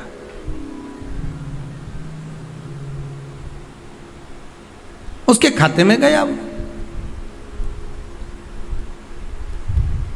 पूर्णिमा के व्रत का नियम है, घर में एक सदस्य भी कर रहा है, किसी ने उसको भोजन बनाकर थाली में कुछ प्रसाद फलाहार सामग्री दी, उसका स्पर्श बड़ी बहू को हुआ, बड़ी बहू रसोई घर में गई, उसने बाकी की चीज़ों को छू लिया, उसको देवरानी ने छू लिया, देवरानी ने कोई बर्तन छुआ, उससे तीसरी देवरानी ने देखा, उसने कोई चीज़ छू ली, तो वो छूते छूते छूते छूते वो पूर्णिमा का प्रभाव पूरे घर के लोगों को हो जाता है, और उनका चंद्र इतना प्रबल हो जाता है कि अपने आप उनकी बेचैनी, उनकी आलसता समाप्त हो जाती है। नहीं तो एक व्यक्ति के कारण पूरे चंद्र दशा खराब।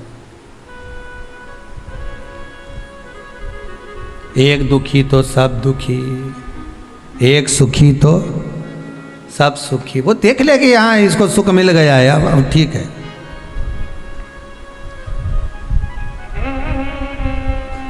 जब बेचैनी लगे, 1400 पूर्णिमा आए और आपको लगे बेचैनी बहुत ज़्यादा है, मेरे को थोड़ा बेचैनी, ना जाने क्यों ऐसा होता है कि 14 पूर्णिमा आई और मेरे को बेचैनी, तो समझ लेना कि चंद्र गड़बड़ है। फिर क्या करना है?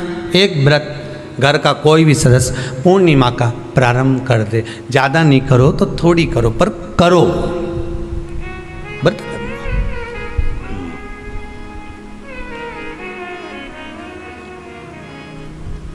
बहुत क्लेश हो रहा हो, बहुत क्लेश हो रहा तो पूर्णिमा के दिन खीर का भोजन, प्रत्येक महीने में एक बार ऐसा नियम बना लो, अपने दीवार पे लिख लो कि पूर्णिमा है और पूर्णिमा के दिन घर में खीर बनना ही है। केवल शरद पूर्णिमा अकेली पे नहीं हो, तुम एक पूर्णिमा पे तो बनाते हो खीर, शरद पूर्णिमा के दिन तो खूब जोरदार बना बुनो के ना डोलची के छत पे धर दो, उठा के भगवान ही दर्द कहीं कहीं तो छत पे बनाए।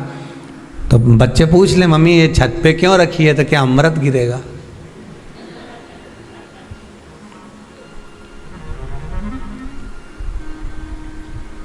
अब बोलो जम के जरा, क्या गिरेगा? अमृत गिरेगा।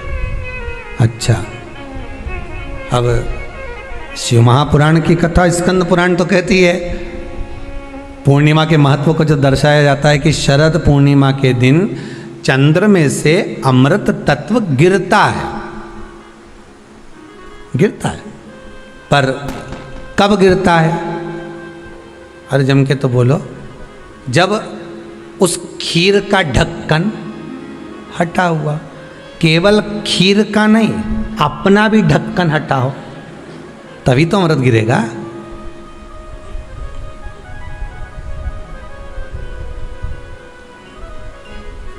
अब दिमाग में तो ढक्कन बंद है, खीर रख दी छत पे। भगवान मन में सोच रहे कि देवताओं को अमृत कब मिला था? जब उन्होंने मेरा नाम पुकारा था। केवल खीर बना के नहीं धरी थी कि छत पे खीर धर दो और अमृत आ जाएगा। नहीं नहीं, खीर के पास बैठकर थोड़ी देर बैठकर हरे राम कहो सीताराम कहो, सीताराम कहो राजा राम कहो। कुछ भजन तो गाओ। और तुमने तो नीचे से बना के छोरा के दे दी, धर या ऊपर छत पे, और छत पे ले जाके खीर धर दी और खीर रखी तो मम्मी ने क्या केवल ढक्कन लगा के रखना, बिल्ली खा जाएगी। तो उसमें ढक्कन केवल खीर में नहीं लगाया, अपनी बुद्धि में भी लगा लिया। अरे स्कंद पुराण की कथा कहती है जब पूर्णिमा के दिन तुम खीर बना रहे हो, अगर शरद पूर्णिमा के दिन खीर बना रहे हो तो प्रयास करना कि थोड़ी देर बैठकर राम नाम, कृष्ण नाम, शिव नाम, भगवान की भक्ति का 2-5 भजन तो हो जाए।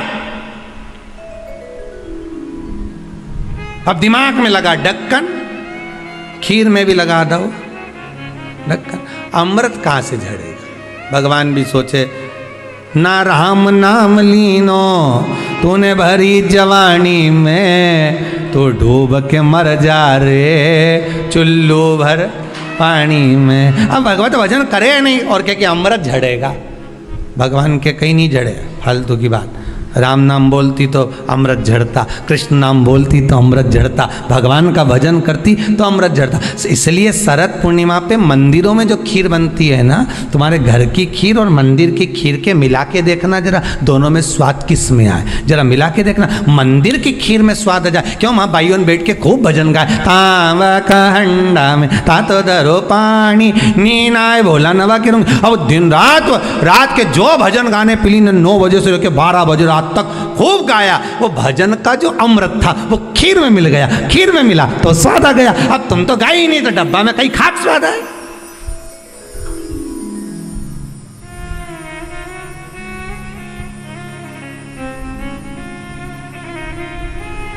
अब रात्रि को छोरा से क्या, जा खीर उठाना नीचे, जो खीर लेके आया ने खा के देखी तो ये खीर तो फटी गई।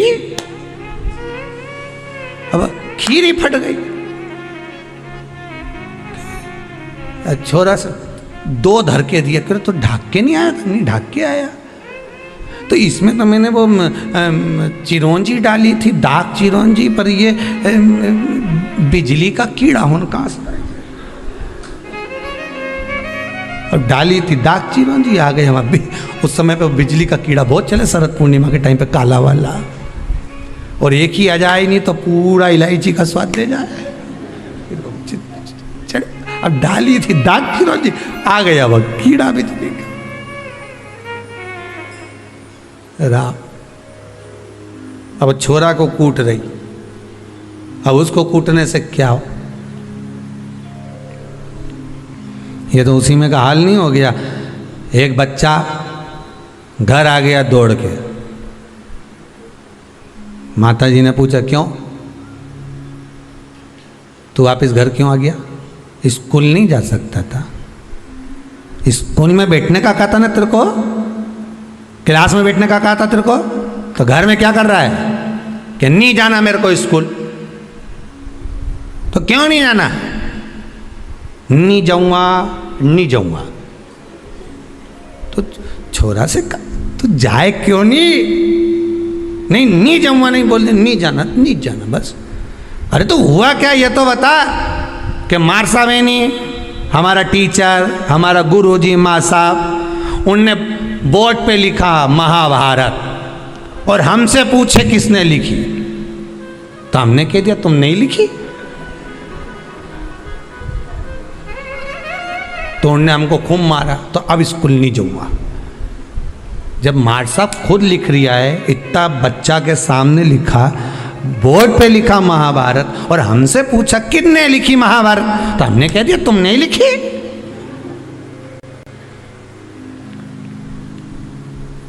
उन्होंने तो हमको टेबल पे खड़ा करने खूब दोचा, जैसे मंदिर के घंटा हो, खूब बजाया, खूब मारा।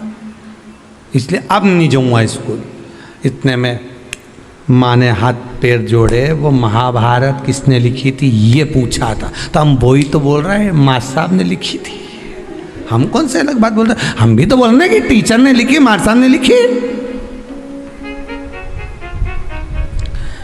तू नहीं सुधरेगा कभी जिंदगी में। हम तुमसे इतना सा पूछ रहे हैं, महाभारत किसने लिखी? मार साहब ने लिखी, टीचर ने लिखी। और देखो मम्मी, भाई सुन ले, आई तू ही सुन ले, अब बार बार महाभारत की मत पूछना मेरे से। एक बार बोल दी मैंने उनने लिखी, उनने लिखी, उनने लिखी, अब बार बार मत पूछना। पिताजी आ गए दुकान से, खेत से, क्यों रे छोरा आज तो स्कूल नहीं गया? गया था। तो फिर बस सन ने कुम मारे तुम भग आया। क्यों भग के आया? ऐसा क्या कर दिया तूने? तो मार साहब खुद लिखे, बोर्ड पे लिख दी महाभारत, और मुझसे पूछ रहे महाभारत किसने लिखी। मैंने भी कह दी तुमने ही लिखी। तो मार साहब ने कुम मारा, मैं अब नहीं जाऊँगा। तो पिताजी बोले रे मूर्ख, तुझे बता देना तो महाभारत किसने, तो वही तो बताया कि मार साहब ने लिखी। पिताजी भी क्या बोलेगा? हम भी इसी भ्रम में महाराज, हम सोचे कि हम बस खीर में अमृत झड़ेगा। भगवान के जब झड़े जब राम बोले, अमृत जब झड़े जब कृष्ण बोले, अमृत जब झड़े जब भगवान का भजन होवे। केवल खीर बना के डब्बा को छत पे रखने से अमृत नहीं झड़ता। भगवान के भजन के साथ अमृत तत्व की जो प्राप्ति होती है तो वो आनंद ही दूसरा हो।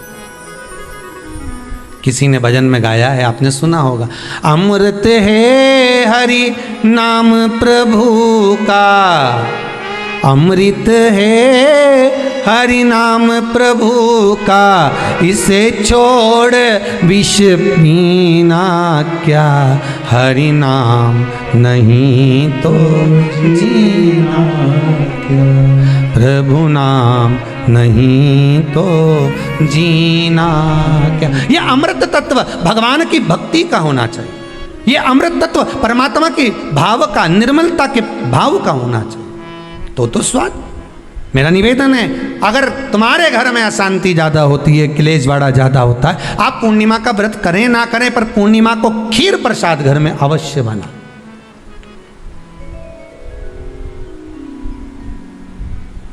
12 महीने की पूर्णिमा करके देखने में क्या जा रहा है? देख लो बना के। नहीं तो ना तो सियोर वाला महाराज तुम्हारे यहाँ खाने आ रहा है, नहीं तो खीर तो अपने घर में ही है। कोई महाराज तो नहीं आएगा खाने के लिए कि सियोर वाला महाराज को तुम खीर का डब्बा पहुँचा दो कि हर महीने की पूर्णिमा को तुम्हें ही खाना है, तुम्हें ही बनाना है। इतनी सी बना लो, पर बनाओ, देखो कि घर में शांति होती कि नहीं होती। बनाकर जाने में क्या जा रहा है? नहीं तो खीर तो है ही सरी, अगर शांति नहीं हुई तो खीर तो है, खा ही लेंगे। पर बना के देखने में कुछ जा रहा है क्या? बनाओ।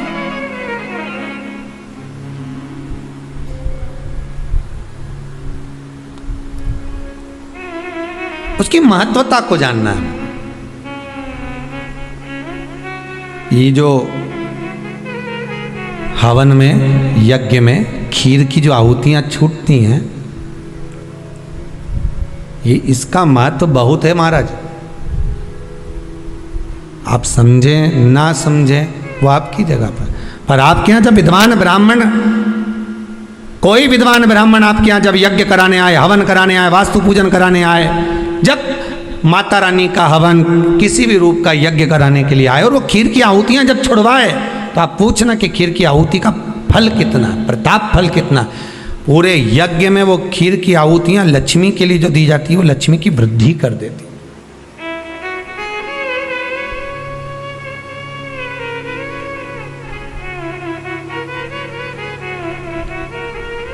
उसका महत्व कितना बढ़ जाता है, उसका महत्व कितना प्रबल हो जाता है। खीर क्या होती है, बनाइए एक बार। पूर्णिमा के व्रत का महत्व चंद्र से, और जिसके यहाँ क्लेश हो, कोई व्यक्ति मीठा बोलकर आपसे स्नेहवश, प्रेम बढ़ाकर, स्नेह बढ़ाकर आपसे प्रेम वात्सल्यता करुणा स्नेह बढ़ाकर जब आपसे कुछ धन लेकर चले गया हो और अब आप उससे मांग रहे हो, आप उससे लेना चाहते हो और फोन कर रहे हो, मिलने जा रहे हो कि मेरा पैसा दे दे भैया, और वो प्रेम खत्म कर चुका है, स्नेह खत्म कर चुका है, धन नहीं दे रहा, वहां पर भी ये पूर्णिमा का व्रत काम करता है।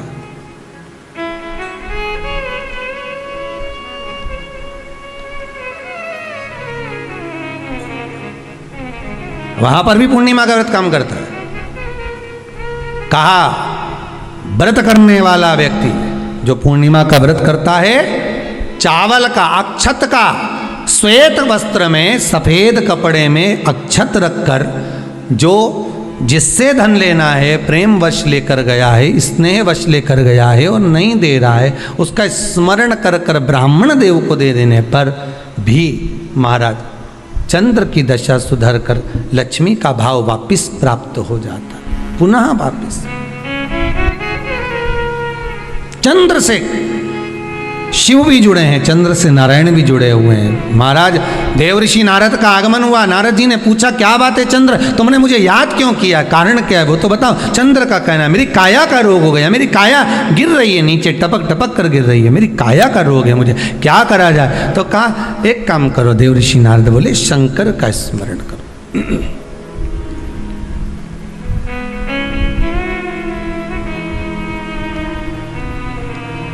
शिव का स्मरण कर लीजिए। चंद्रदेव ने पूछा शंकर का स्मरण मैं करूं, प्राप्त करूं, क्या भगवान शिव मेरे संकट को हरने के लिए आएंगे? क्यों नहीं। चंद्र के मन में थोड़ा संशय है, क्या शिव आएंगे मेरा संशय हटने के लिए? हाँ, क्यों नहीं आएंगे। तो देवऋषि नारद के सामने एक संशय और पैदा कर दिया चंद्रदेव ने। बात ऐसी है कि मैं दक्ष प्रजापति मेरे ससुर हैं जी, और बोलिए शंकर भगवान के ससुर भी बोलो दक्ष प्रजापति हैं, सती इनको भी आई है, तो 60 कन्याएं चंद्रदेव के पास में भी गई।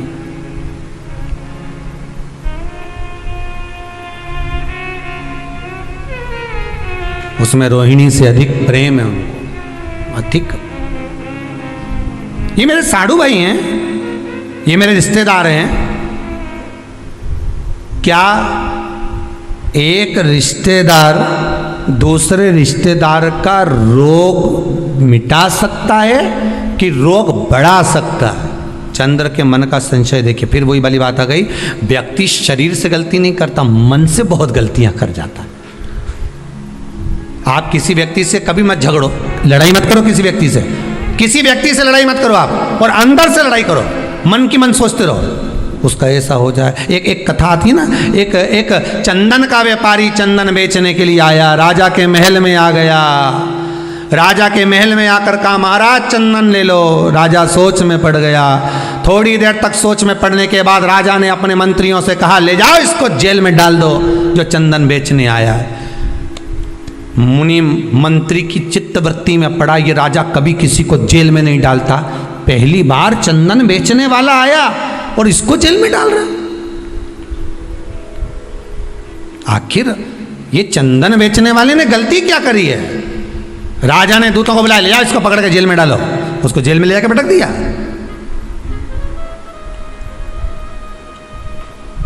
डाल दो इसको जेल के अंदर, डाल दो।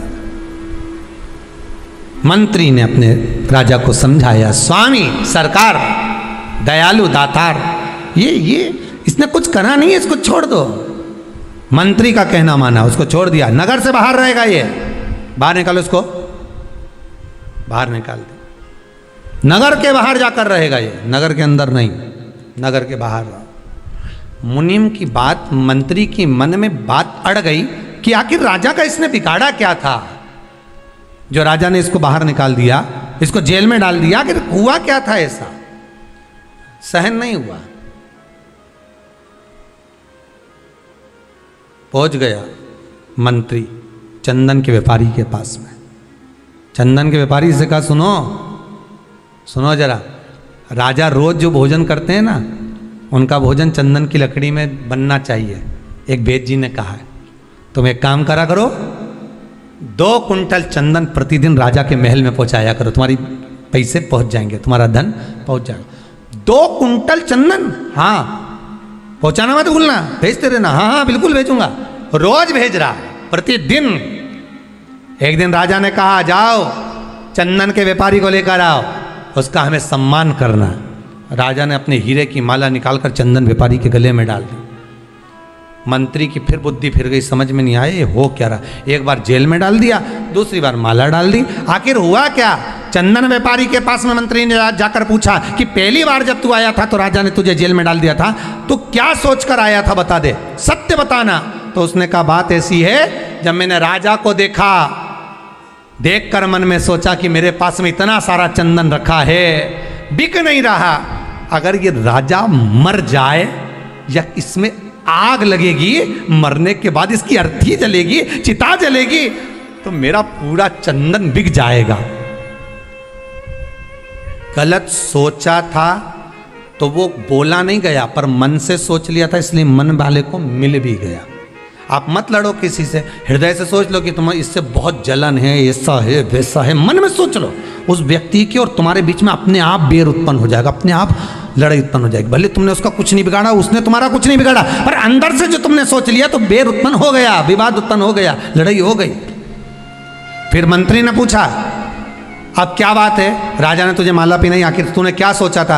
अब मैंने भगवान से प्रार्थना करी थी, इतना अच्छा राजा है, चंदन में रोज भोजन करता है, चंदन की लकड़ी जलाकर और भोजन बनवाता है, भगवान इसको खूब उम्र देना, मेरी भी उम्र दे देना। जब अच्छा सोचा तो हीरे की माला मिल गई। अच्छा सोचोगे अच्छा मिलेगा, बुरा सोचोगे बुरा मिलेगा।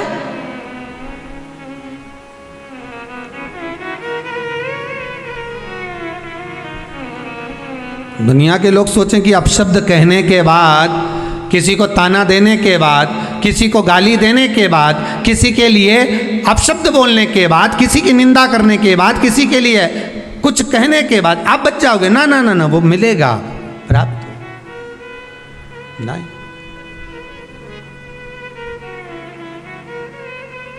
अच्छा सोचिए, इंद्र चंद्रदेव के मन में ये भाव उत्पन्न हो गया कि शंकर जी तो मेरे साधु भाई हैं, दक्ष प्रजापति के ये भी जमाई है तो मैं भी जमाई हूं, क्या एक दूसरे का रिश्तेदार क्या हमारा हित कर सकता है। शिव महापुराण की कथा कहती है यही हमारे भीतर का भेद है। अच्छा सोचोगे तो रिश्तेदार क्या, पड़ोस में रहने वाला भी तुम्हारा हित कर जाएगा, नहीं तो घर में रहने वाला भी तुमको चोट कर कर चला जाएगा। दिल से अगर निभाओगे, दिखावे से नहीं, शरीर से नहीं, केवल मन से निभाने का प्रयास करिए। आप प्रेम देने का प्रयास तो करो, प्रेम मिलना प्रारंभ हो जाएगा साहब। आप करुणा देने का प्रयास तो करो, करुणा मिलना प्रारंभ हो जाएगा जी। आप देख क्या रहे हो। देव ऋषि नारद उसी समय पर प्रकट हो गए। देव ऋषि नारद ने कहा, अरे चंद्र, मन को सुधार, मन को, शिव तेरे दरवाजे पर आएगा। ये विश्वास रख, अगर मन तूने शंकर के चरणों में लगाया है तो शंकर भी कैलाश छोड़कर तेरे पास सोमनाथ में आया है। स्वयं शिव सोमेश्वर बनकर प्रकट हो गए। चंद्र की काया का रोग मिट गया, चंद्र की काया का रोग समाप्त हो गया। चंद्र ने विचार कर लिया कि जो भगवत भक्ति में मन से जुड़ेगा मैं उसके मनोरथ पूर्ण करूंगा। मन चित्त वृत्ति, उपवास करो, उपास करो तो मना नहीं है, पर उपास शरीर से नहीं होना चाहिए, उपास मन से होना चाहिए। आप उपास नहीं भी करेंगे ना और मन लगा लिया ना, आज धर्म पत्नी का आज हरतालिका तीज का व्रत है, आज पत्नी का चतुर्थी का व्रत है, आज पत्नी का छठ का व्रत है, और आपने मन लगा लिया कि आज छठ का व्रत है, आज भूखी रहेगी। भले आप भोजन कर रहे हो पर मन में सोच लिया ना, उसको भूखा देखकर भी आपके मन में भाव उत्पन्न हो गया कि भूखी है, ये भोजन नहीं कर रही है, इसके मन के लिए, तो आपका मन अगर उसके प्रति भाव उत्पन्न हो रहा है, आपका भाव उसकी ओर जा रहा है, तो उसके व्रत का पुण्य आपके खाते में जा रहा है, पुण्य जा रहा है आपके खाते।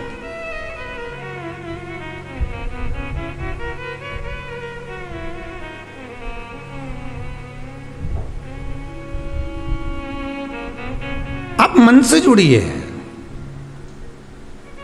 ये व्रत जो शिव महापुराण की कथा चल रही है, शंकर की कथा का जो अनुमोदन कर रहा है, उससे मन से जुड़ना है हमको। हमें जानना है कि व्रत की महत्वता कैसे प्रकट होगी, हमें व्रत कैसे लगेगा। पूर्णिमा का व्रत करो, पर चैत्र के पूर्णिमा से प्रारंभ करो। नहीं कर सकते, खीर बनाना आप पूर्णिमा की पूर्णिमा प्रारंभ करो। गृह शांति के, घर की शांति के लिए, आनंद के लिए, उमंगता के लिए, उत्साह। महाराज शंकर की कथा कहती है, देवराज मंदिर के अंदर बैठकर शिव पुराण सुनता रहा, अंतिम में जब प्राण त्यागे शिव के धाम गया। कारण क्या था? क्योंकि वो बेलपत्री के पेड़ के नीचे एक क्षण के लिए ये साधना चित्त से कर ली थी। क्या मैं जो अंदर कथा सुनकर आया हूं, हर हर महादेव लोगों ने कहा, वो क्या महादेव बोलने से महादेव आता है? क्यों नहीं आता? शिवाया ले गया। चंचुला देवी ने तप साधना करी थी, उस तप साधना का बल इतना था कि पति को भी प्रेत की योनि से मुक्त करवा दिया। कथा में ऐसा मन लगाया, ऐसा मन, शरीर नहीं मन लगाइए। इस कथा को सुनने के बाद आप जितनों को भी फोन कर कर बोलो, मैसेज डालो, कहो कि व्रत शिव महापुराण की कथा चल रही है, सुन लो।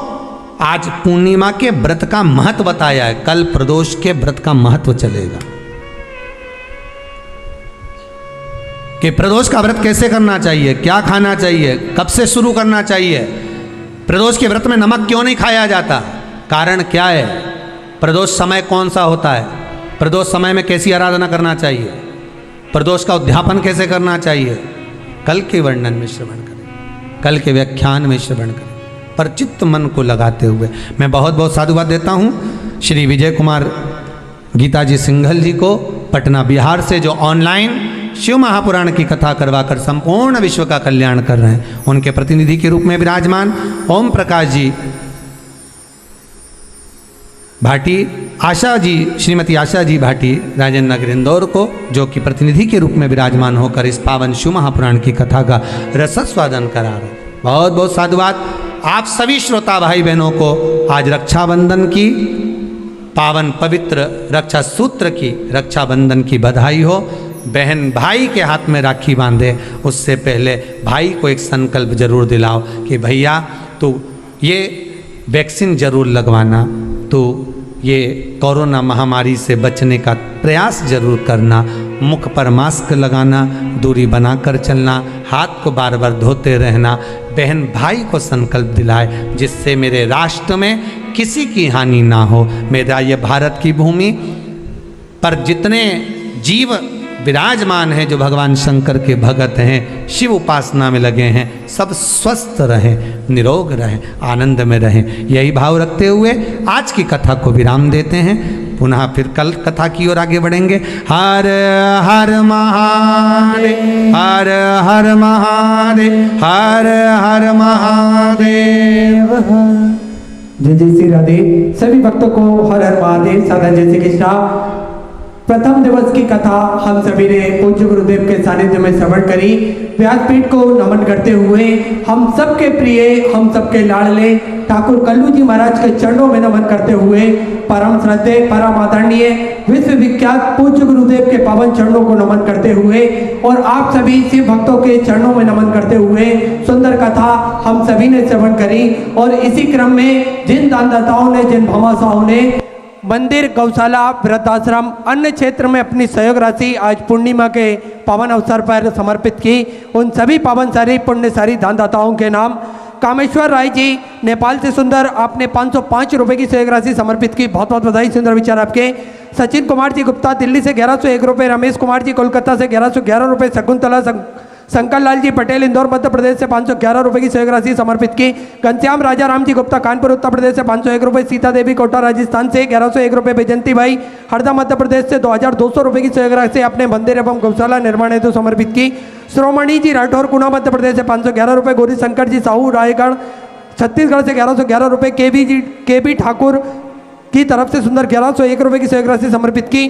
आशीष कुमार लक्ष्मी देवी जी गुजर जयपुर राजस्थान से 501 रुपये, सुनीता जी शर्मा राजस्थान से 1101 रुपये, प्रभात सिंह जी छिंदवाड़ा मध्य प्रदेश से 3100 रुपये की सहयोग राशि आपने समर्पित की। कमल भाई जी पाठक देवास मध्य प्रदेश से 501 रुपये, इंदिरा दया चंद्र जी शर्मा हापुड़ से सुंदर 501 रुपये, रूपेंद्र जी गुप्ता 501 रुपये, माया जी ठाकुर बिहार से 505 रुपये की सहयोग राशि आपने समर्पित की।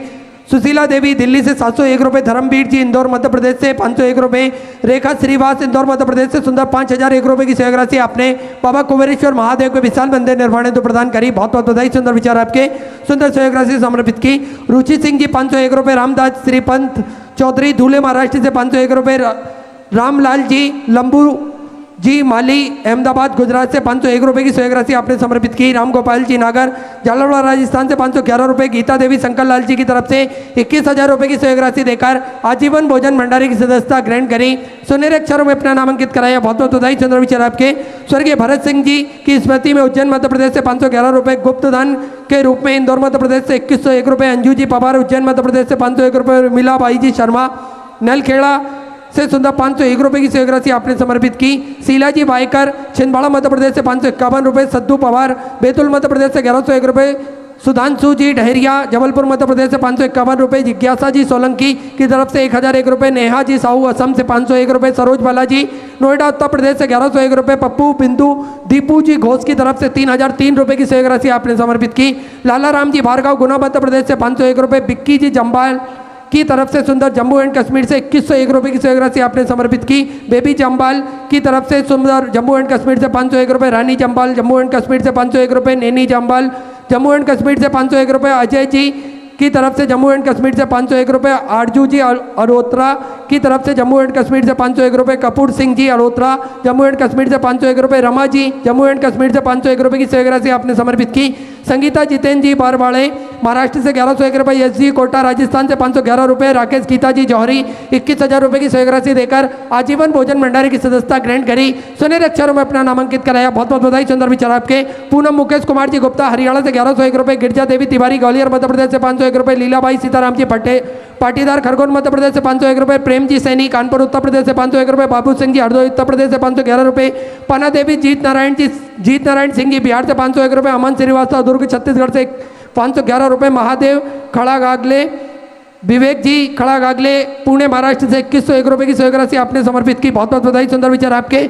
निर्मला थनवी राजस्थान से 501 रुपये, ब्रह्मज प्रकाश जी हरियाणा से 21,000 रुपये की सहयोग राशि देकर आजीवन भोजन भंडारी की सदस्यता ग्रहण करी। सुनहरे अक्षरों में अपना नामांकित कराया। बहुत बहुत बधाई, सुंदर विचार आपके। दिलीप सिंह जी पटेल खरगोन मध्य प्रदेश से 501 रुपये, हेमराज साहू सागर मध्य प्रदेश से 501 रुपये, अमित जी यादव उत्तर प्रदेश से 501 रुपये, शिवनी भारद्वाज नई दिल्ली से 501 रुपये, नानी भाई जी खरगोन मध्य प्रदेश से 511 रुपये, राम दुलारी यादव प्रयागराज उत्तर प्रदेश से 501 रुपये, राजेश कुमार जी खंडेलवा नई दिल्ली से 501 रुपये, निर्मला देवी परमार 1101 रुपये की सहयोग राशि आपने समर्पित की। बहुत बहुत बधाई, सुंदर विचार आपके। अमिता जी गर्ग की तरफ से सुंदर 1 लाख रुपये की सहयोग राशि आपने बाबा कुबेरेश्वर महादेव के विशाल मंदिर निर्माण हेतु प्रदान करी। बहुत बहुत बधाई, सुंदर विचार आपके। सुंदर सहयोग राशि आपने पूर्णिमा दिवस के दिन समर्पित की। बहुत बहुत बधाई। आशा कमलेश जी श्रीवास्तव उज्जैन मध्य प्रदेश से 511 रुपये, मनोहर जी लाल जालना महाराष्ट्र से 1101 रुपये, पूरन लाल जी जबलपुर मध्य प्रदेश से 1151 रुपये, सुनीता चंद जी मिश्रा लखनऊ उत्तर प्रदेश से 501 रुपये, शंकरी बाई जी नंदलाल जी सुमन कोटा राजस्थान से 1101 रुपये, शंभूर सिंह जी सिसोदिया 501 रुपये, मालती देवी धौलपुर राजस्थान से 511 रुपये, स्वर्गीय सुशील कुमार जी सेना की स्मृति में 21,000 रुपये की सहयोग राशि देकर आजीवन भोजन भंडारी की सदस्यता ग्रहण करी। सुनहरे अक्षरों में अपना नामांकित कराया। बहुत बहुत बधाई, सुंदर विचार आपके। रविंद्र जी राठौर मंदसौर मध्य प्रदेश से 501 रुपये, गीता जी अग्रवाल वाराणसी उत्तर प्रदेश से 2101 रुपये, रंजू देवी झारखंड से 501 रुपये, चमेली जी देवांगन बलोद से सुंदर 1101 रुपये की सहयोग राशि समर्पित की। योगेश जी राठौर 501 रुपये, मुस्कान जी चौहान 501 रुपये, सीमा जयसवाल कोलकाता से 1101 रुपये, बचा देवी बिहार से 501 रुपये, संतोष श्रीवास्तव 1101 रुपये, मंजू देवी बिहार से 501 रुपये, दिग्निशा जी देसाई की तरफ से 521 रुपये, मनीष तृप्ति जी मिश्रा दुर्ग छत्तीसगढ़ से 1001 रुपये, निष्ठ जी अग्रवाल प्रयागराज उत्तर प्रदेश से 501 रुपये, कमला जी देवी अजमेर राजस्थान से 501 रुपये, शकुंतला समर जी सोनी छत्तीसगढ़ से 2111 रुपये की सहयोग राशि समर्पित की। बीना देवी पंजाब से 501 रुपये, शिवाजी यादव पुणे महाराष्ट्र से 501 रुपये, संतोष भाई जी मालवी अमरावती महाराष्ट्र से 1101 रुपये, यशोदा देवी 1101 रुपये, सुधा जी पाठक जयपुर राजस्थान से 21,000 रुपये की सहयोग राशि देकर आजीवन भोजन भंडारी की सदस्यता ग्रहण करी। सुनहरे अक्षरों में अपना नामांकित कराया। बहुत बहुत बधाई, सुंदर विचार आपके। बसंती लाल जी शर्मा 501 रुपये, बसंती गोधन जी चावड़ की तरफ से सुंदर गुजरात से 1111 रुपये की सहयोग राशि समर्पित की। अर्जुन लाल जी जाटव की तरफ से राजस्थान से 501 रुपये की सहयोग राशि आपने समर्पित की। अरुण जी मुदरियाल की तरफ से भोपाल मध्य प्रदेश से 501 रुपये। अलका रामनाथ जी गुप्ता बड़वानी मध्य प्रदेश से 1101 रुपये। ऊषा प्रकाश जी की तरफ से सुंदर छिंदवाड़ा मध्य प्रदेश से 501 रुपये। गजेंद्र जी उफट सोसर से सुंदर छिंदवाड़ा मध्य प्रदेश से 501 रुपये की सहयोग राशि समर्पित की। सावित्री देवी अजमेर राजस्थान से 551 रुपये। मनोज जी जायसवाल कोलकाता से 2101 रुपये। कमला जी जायसवाल कोलकाता से 1101 रुपये। सतीश रमेश जी आचार्य विदिशा मध्य प्रदेश से 21,000 रुपये की सहयोग राशि देकर आजीवन भोजन भंडारी की सदस्यता ग्रहण करी। सुनहरे अक्षरों में अपना नाम अंकित कराया। बहुत बहुत बधाई, सुंदर विचार आपके। राहुल जी धीर फरीदाबाद हरियाणा से 1111 रुपये। अनीता गौतम दिल्ली से 501 रुपये। ओमबती जी शर्मा की तरफ से 501 रुपये। बाबूलाल कन्हैया लाल जी फरकिया मंदसौर मध्य प्रदेश से 511 रुपये। रमेश पाल सिंह जी दिल्ली से 511 रुपये की सहयोग राशि समर्पित की। सावित्री देवी जी गौर जोधपुर राजस्थान से 501 रुपये। सुमन देवी रोहतक हरियाणा से 501 रुपये। कमल जी रोहतक हरियाणा से 1001 रुपये। गुप्तदान मुरैना मध्य प्रदेश से 1101 रुपये। अनिल बबली जी वर्मा इंदौर मध्य प्रदेश से 501 रुपये। गुप्तदान झारखंड से 1101 रुपये। बिमला देवी बसंत राम जी यादव मुंबई से 501 रुपये। कमलाक्षी भटनागर योगेंद्र जी पाल दिल्ली से 21,000 रुपये की सहयोग राशि देकर आजीवन भोजन भंडारी की सदस्यता ग्रहण करी। सुनहरे अक्षरों में अपना नाम अंकित कराया। बहुत बहुत बधाई, सुंदर विचार आपके। अलकनंदा राम गोपाल जी चाणक्य पुणे महाराष्ट्र से 501 रुपये। गुप्तदान रतलाम मध्य प्रदेश से 501 रुपये। टीपी केसरवानी कोरबा छत्तीसगढ़ से 501 रुपये। रमेश चंद जी साहू 1101 रुपये। निर्मला जी शर्मा हरिद्वार उत्तराखंड से 501 रुपये। सीमा देवी रायपुर छत्तीसगढ़ से 501 रुपये। संगीता बसेर की तरफ से मनासा से 501 रुपये। पुष्पा देवी मनासा से 501 रुपये की सहयोग राशि समर्पित की। मुन्नी देवी रतनगढ़ से 501 रुपये। अनुज कुमार जी शुक्ला राजगढ़ से 501 रुपये की सहयोग राशि समर्पित की। गुप्तदान दिल्ली से 501 रुपये। केसरी लाल जी माली सुजालपुर मध्य प्रदेश से 1001 रुपये की सहयोग राशि समर्पित की। विद्याबाई जी चुन्नी लाल जी पवार बैतूल मध्य प्रदेश से 1101 रुपये। कुदन लाल जी सैनी फरीदाबाद हरियाणा से 1101 रुपये की सहयोग राशि समर्पित की। विमला प्रकाश जी चंद्र धारक पीतापुर मध्य प्रदेश से 511 रुपये। ज्योति रंजन सिंह जी राजपूत धुले महाराष्ट्र से 601 रुपये। प्रीति देवी उड़ीसा से 501 रुपये की सहयोग राशि समर्पित की। राम जनक जी चौधरी मुंबई से 1101 रुपये। जतिन जी तायल की तरफ से उज्जैन मध्य प्रदेश से 511 रुपये। रमा संकल्प प्रसाद जी नीलम देवी बिहार से 501 रुपये। प्रकाश कुमार जी त्रिपाठी पुणे महाराष्ट्र से 1101 रुपये। राधा देवी देहरादून उत्तराखंड से 11,000 रुपये की सहयोग राशि आपने व्रत आश्रम हेतु सैयदान हेतु प्रदान करी। बहुत बहुत बधाई, सुंदर विचार आपके। सभी दानदाताओं को मैं हृदय की अनंत गहराई से नमन करता हूँ, दंडवत करता हूँ, प्रणाम करता हूँ। सुंदर सहयोग राशि आपने समर्पित की। जो भक्त अपनी सहयोग राशि मंदिर गौशाला वृद्ध आश्रम अन्य क्षेत्र में समर्पित करना चाहते हैं वे टीवी स्क्रीन पर जो अकाउंट नंबर चल रहा है उसमें समर्पित कर सकते हैं। आइए हम सभी आरती का आनंद लेंगे। आरती का समय हो चुका है। जय जय श्री राधे।